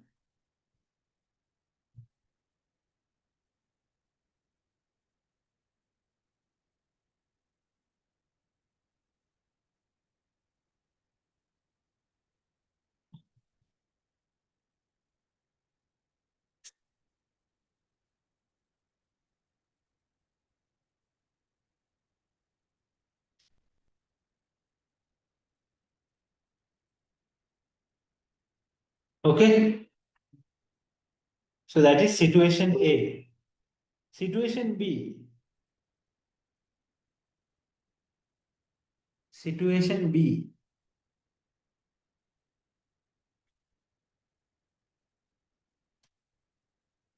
Resources are fully utilized.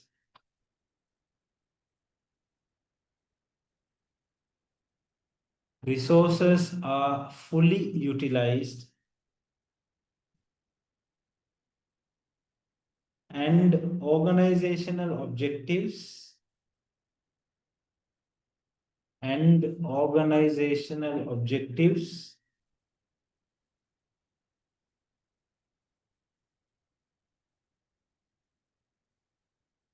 are achieved or fulfilled.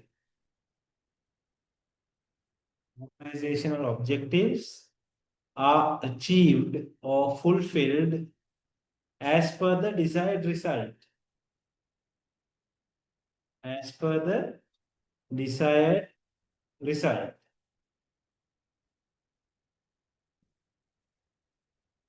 Full stop. Therefore,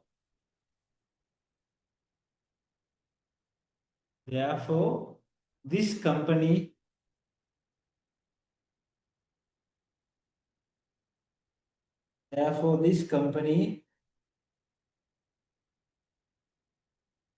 will succeed in the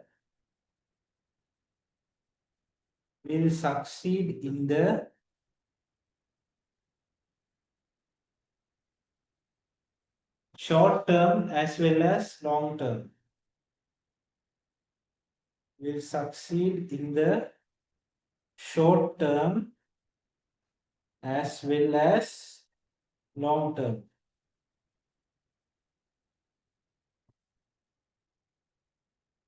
Okay.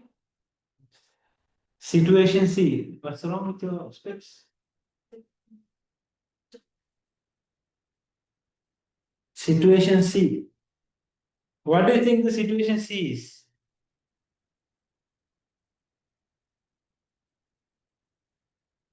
Abdullah, what do you think situation C is?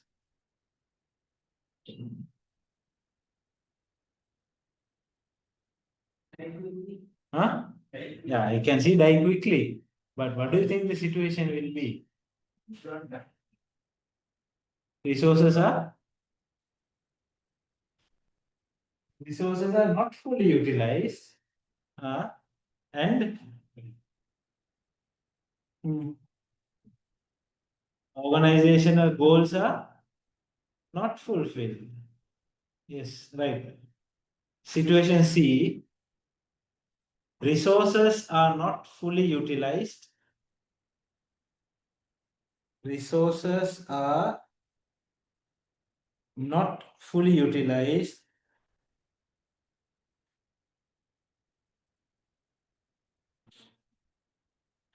and organizational results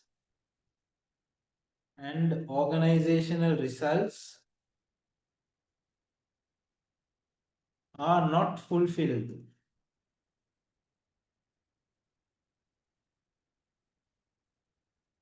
Are not fulfilled. Okay.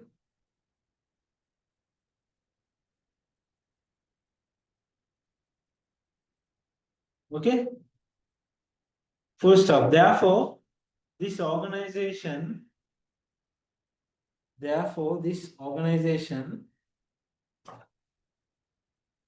will not survive in the short term and long term.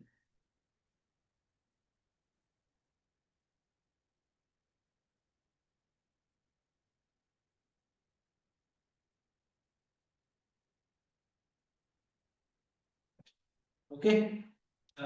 Situation D.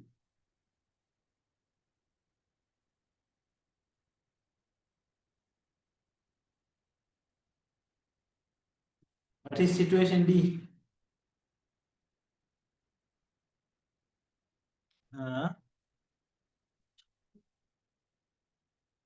Organization goals are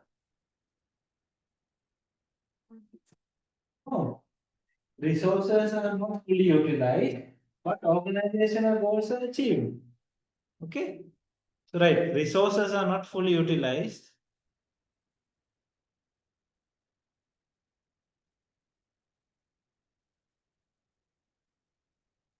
But organizational goals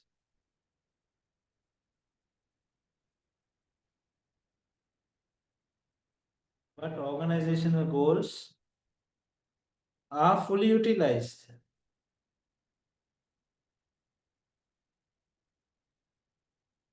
Full stop. Therefore,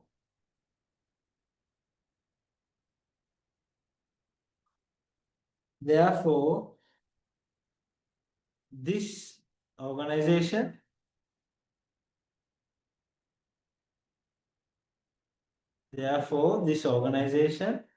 will survive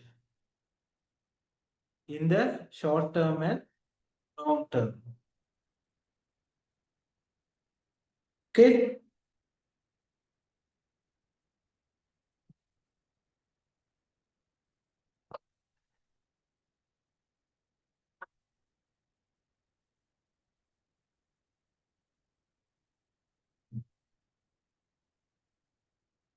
Okay, we'll study one more thing about productivity. Right, productivity.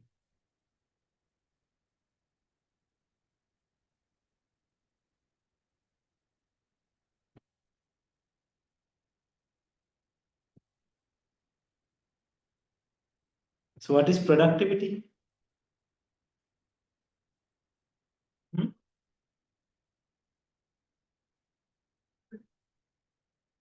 Productivity means it's the difference between your input and output. Okay. Now, let's say you're having a free time of 6 hours after work. And then out of that 6 hours, you have to find out how productive those 6 hours are for you. Like what productive things you did. Maybe using mobile phone, is it a productive thing? No. Is studying a productive thing? Yes. So out of that 6 hours, how productively you spend those 6 hours is the question here. Understand? Okay, so let's write under productivity. This means the relationship between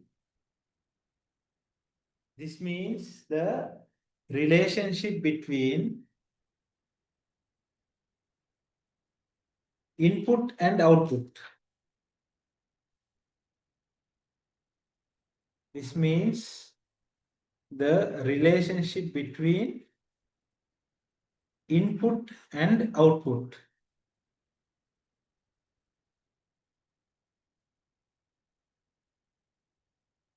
In a specific time.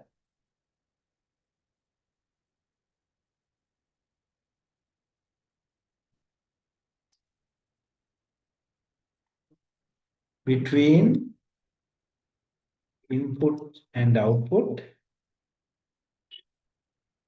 in a specific time. Full stop. If the effectiveness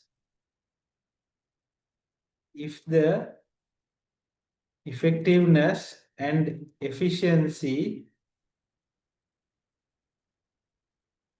are highly achieved, then the productivity will also be higher.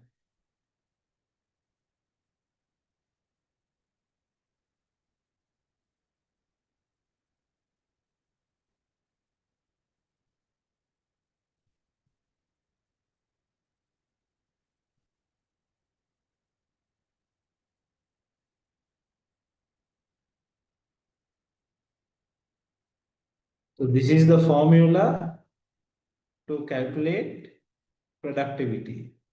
So productivity equals output divide by the input, multiply by the 100. Okay. So example, write down. A student has 4 hours of free time per day. A student has 4 hours of free time per day.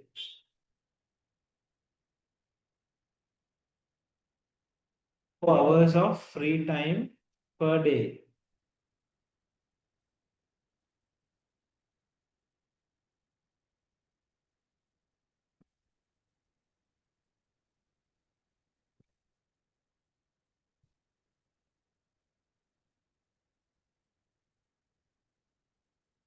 Okay, 4 hours per day, out of which he utilize, out of which he utilize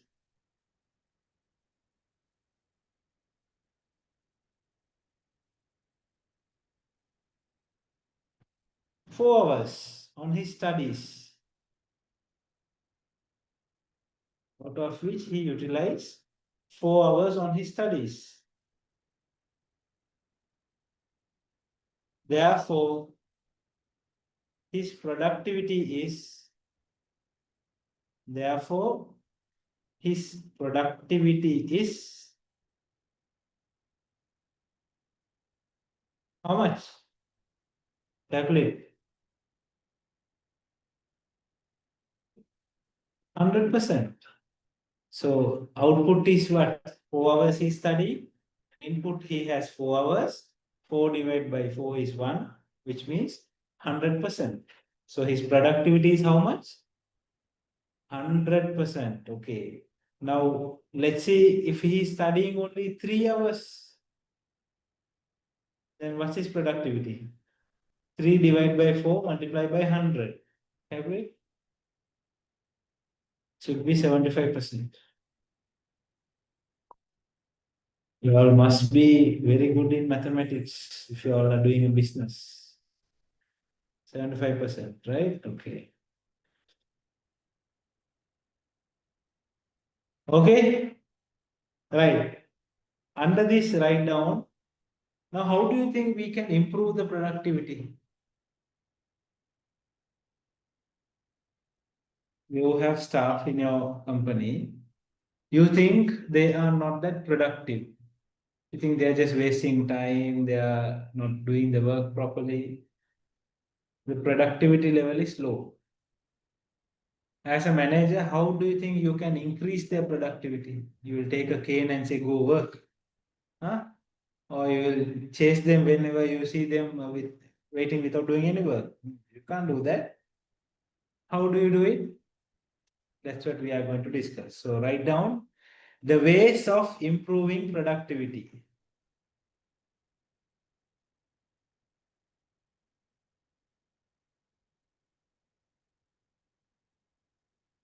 Ways of improving productivity. Point 1, you now as per this formula, what should you do? Either you can increase or decrease, no one of it. So what should you increase to increase the productivity? Increase what? Input. How can you increase the input now? Early example, this guy is spending only 3 hours out of 4 hours for study. So what is the productivity level? Okay, now he's studying 4 hours out of the 4 hours. Now what is the productivity level? 100%. So what did he increase? Input or output? Output. You should increase the output. So point 1, increase the output.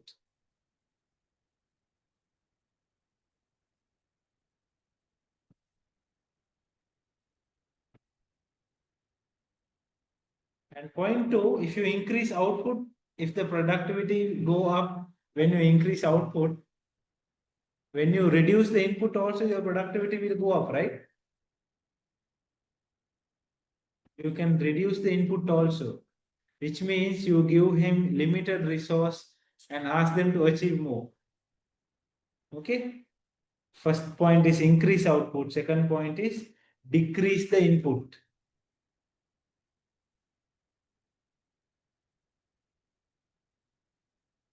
Okay.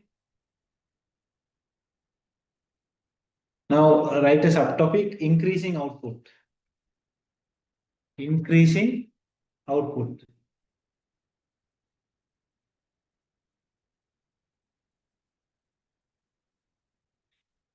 Okay.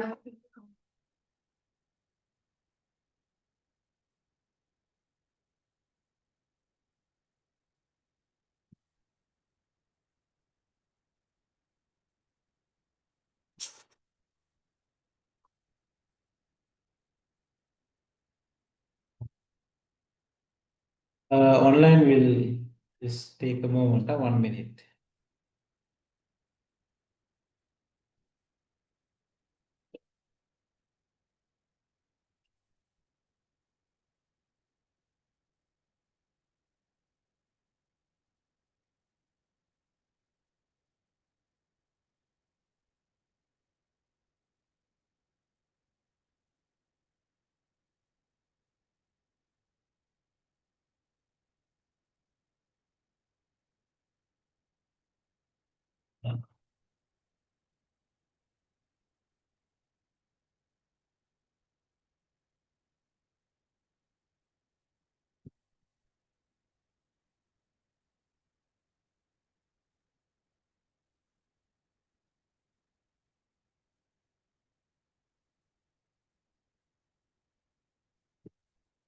Done.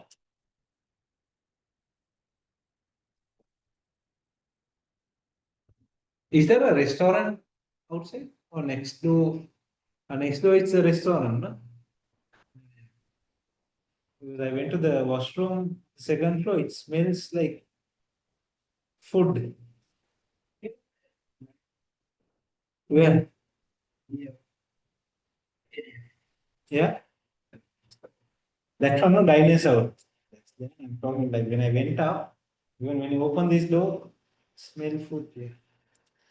Okay, so increasing output. It's okay, no problem. Increasing output. Under that, write down output should be the number of goods. Output should be the number of goods and services. Output should be the number of goods and services. Should be the number of goods and services that are generated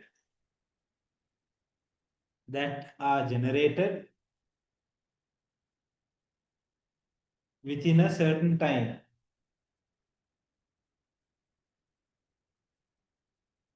That are generated within a certain time. Full stop. Therefore,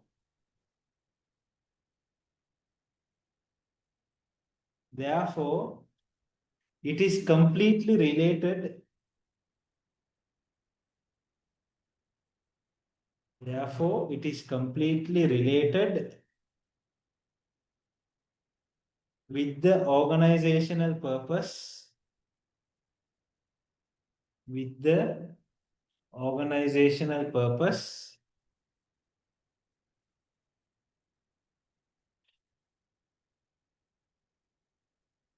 which are known as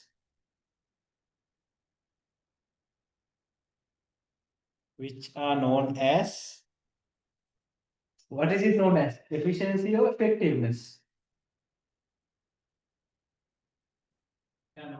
Which are you tell me? Will it be efficiency or effectiveness? Efficiency. Read again.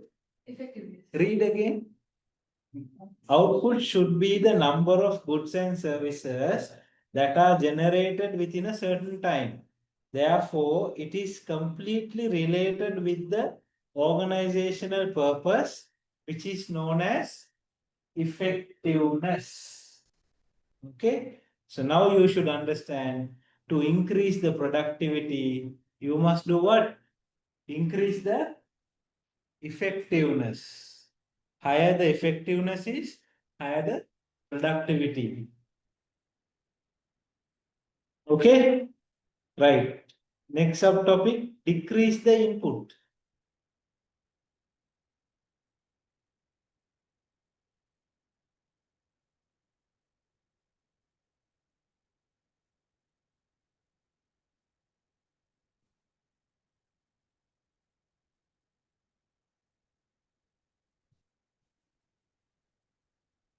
Okay, decrease the input. Under that, write down input means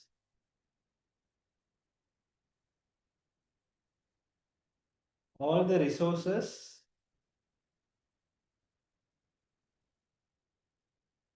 input means all the resources that are used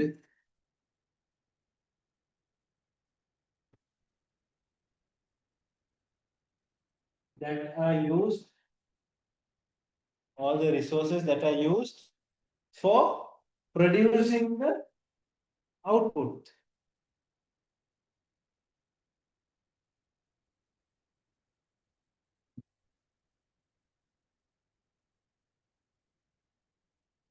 Okay, input means all the resources that are used for producing the output.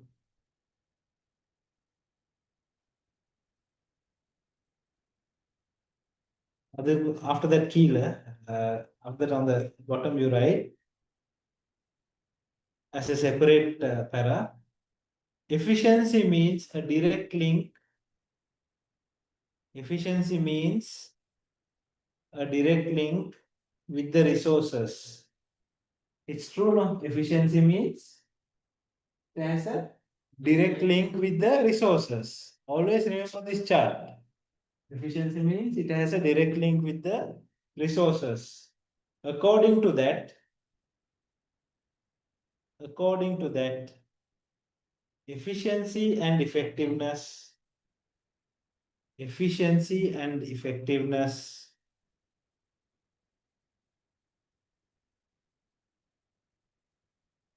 directly relate with the what? Directly relate with what? Efficiency and effectiveness. Efficiency and effectiveness, they directly relate with what? Productivity. Okay? They directly relate with productivity.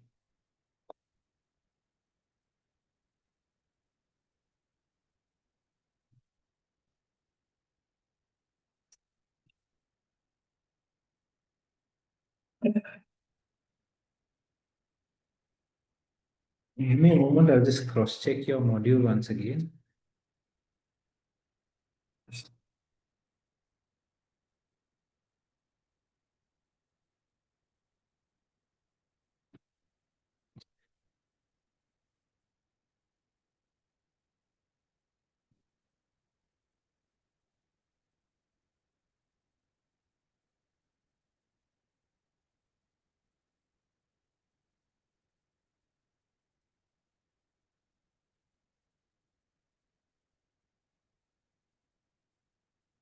Okay, on the next class, we will study about the managers also.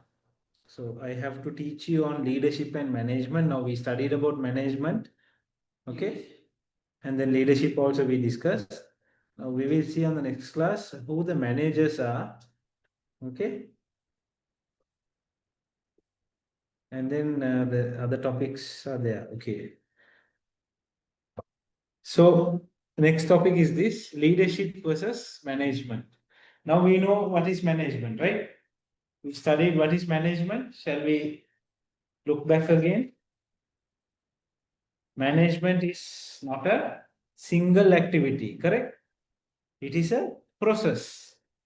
It is a process. Management is not just like you put on a suit and a tie and go front of people and get the work done. It is not like that. It is a process. Therefore, management will become a process due to following reasons. What are the reasons? You do planning. Once you do planning, you organize, and then you lead once you do the organizing part, and then you control it. Okay. So you plan, organize, lead, and control. Okay. And then after that, we discussed about, did I teach you leadership? No, no. Okay. What is leadership? We discussed what is leadership, leadership styles, and then we studied about management, then effective efficiency and effectiveness. So now we will see the difference between leadership and the management. Okay.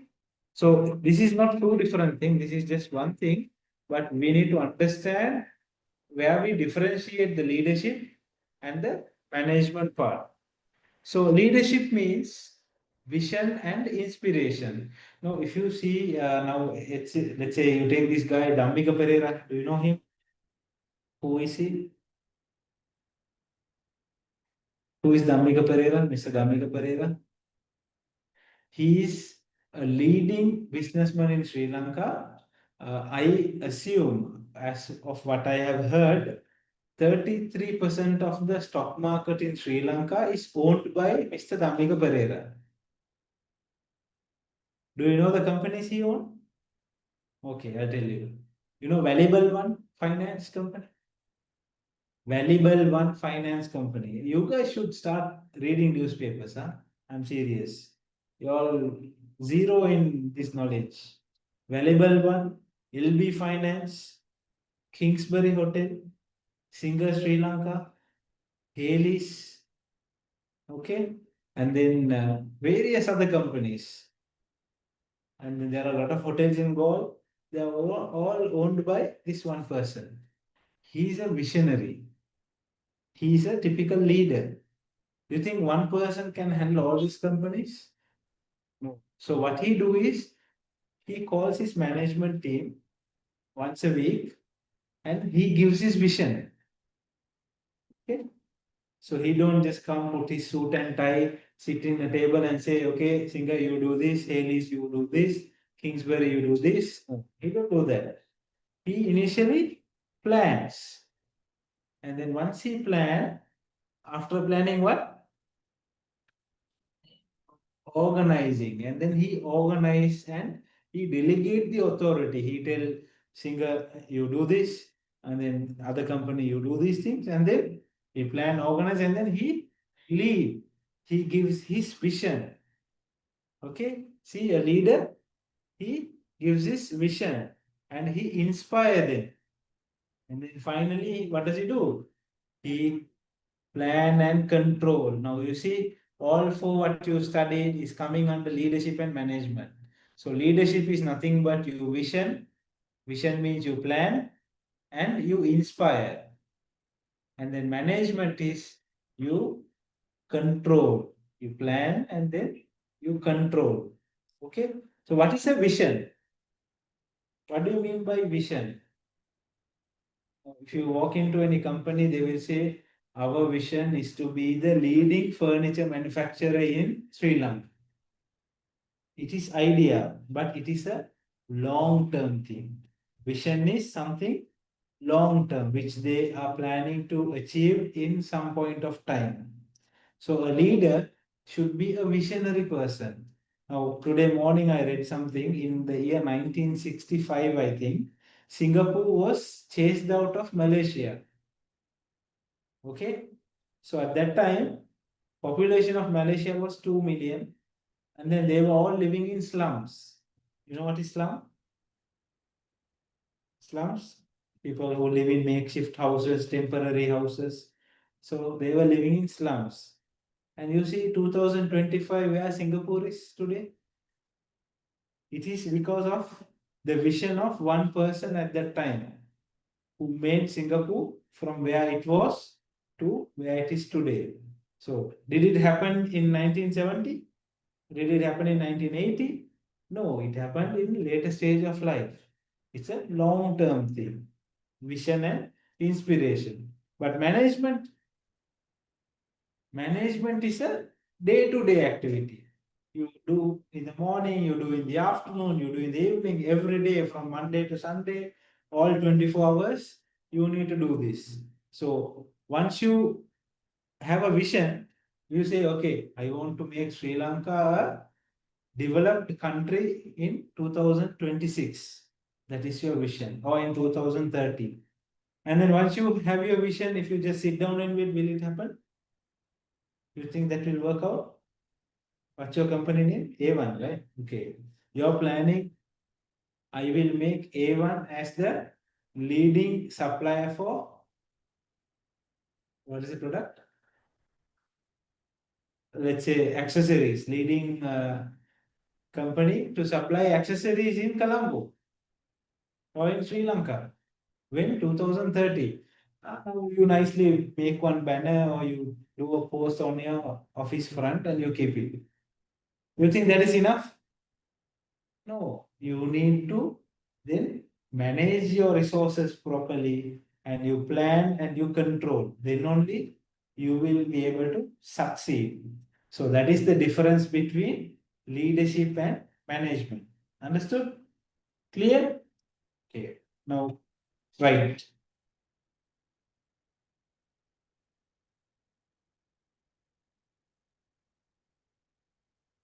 Leadership and management.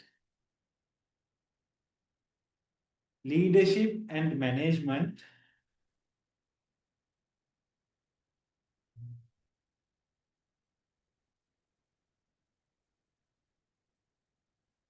Leadership and management both work hand in hand. Both work hand in hand. What is that hand in hand?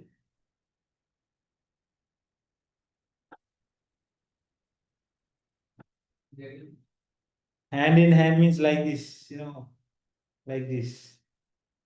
Leadership and management both work hand in hand towards achieving a common business goal. Towards achieving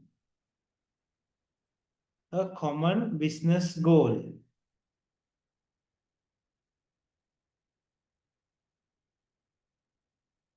Okay. Leadership is all about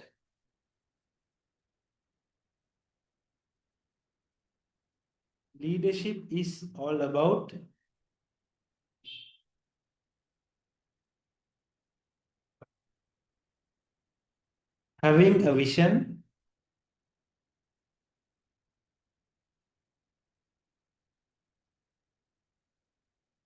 and management is all about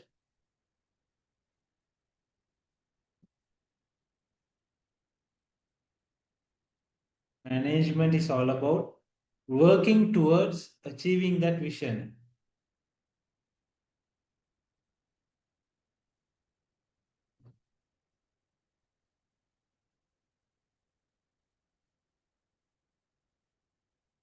Okay. Achieving towards that vision.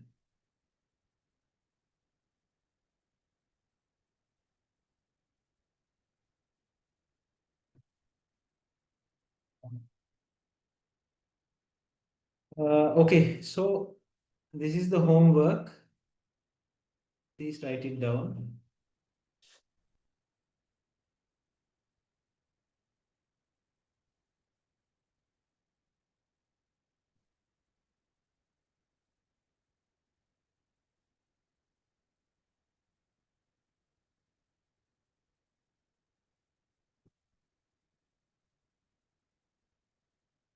You must submit this as well as yesterday's pestle analysis before Thursday.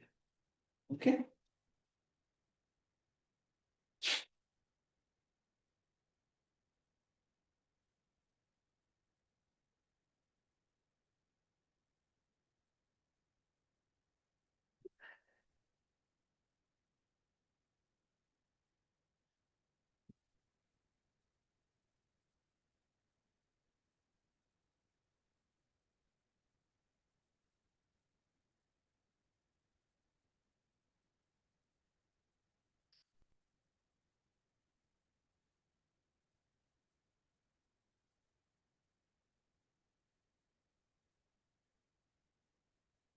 100 words.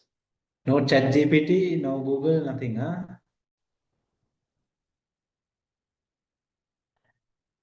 Okay.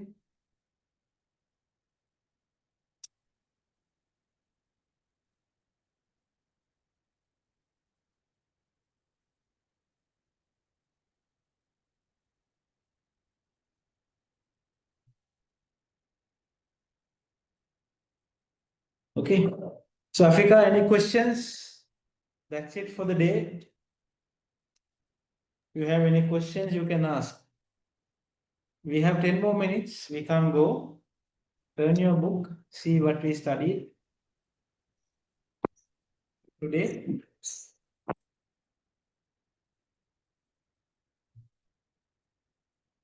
I think you're trying to tell something, but your mic is not allowing.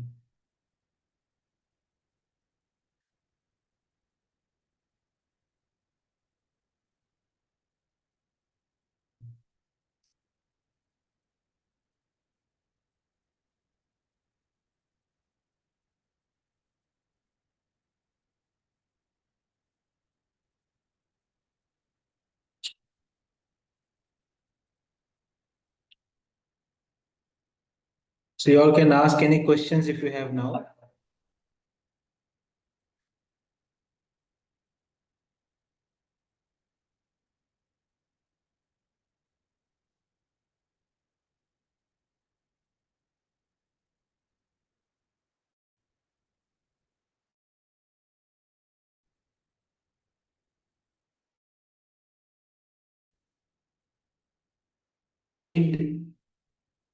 And try to understand. And if you have questions, you ask now. If not, it will be hard for you all. Uh,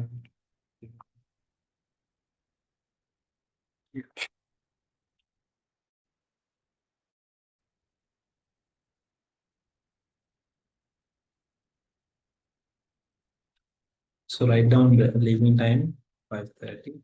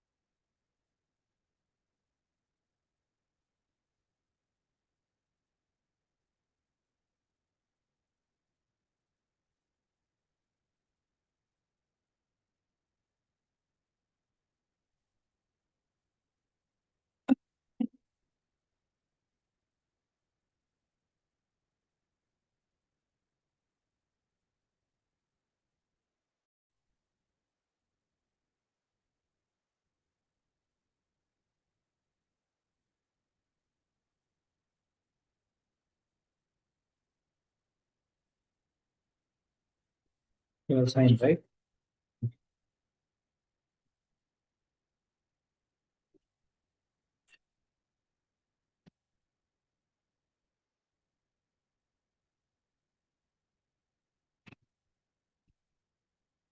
So I assume no questions. Good. Hmm? So Abdullah, you take his number and get his notes. Okay, you share the notes, huh? Huh? It's okay, you share, let him try to understand. Because I gave a homework on this one. This one. So pestle analysis. I think you have access for recording, right? No? Yesterday's recording, they won't send you the recording, right? Yeah, I think that's how it works. You need to click the link and then see the recording. Because it will be a huge file. They won't be able to share it like that. So you open the Zoom app from your computer and then you have to download the report. Okay.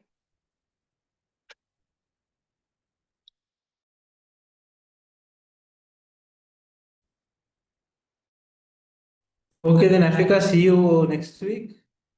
If you have anything, I believe you have my number. You are supposed to send me both the workings.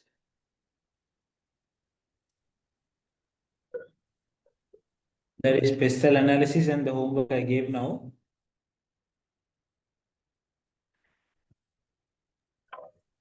Yeah, sir, I don't have any doubts. Thank you. Okay, thank you so much then. Have a nice day. Good night.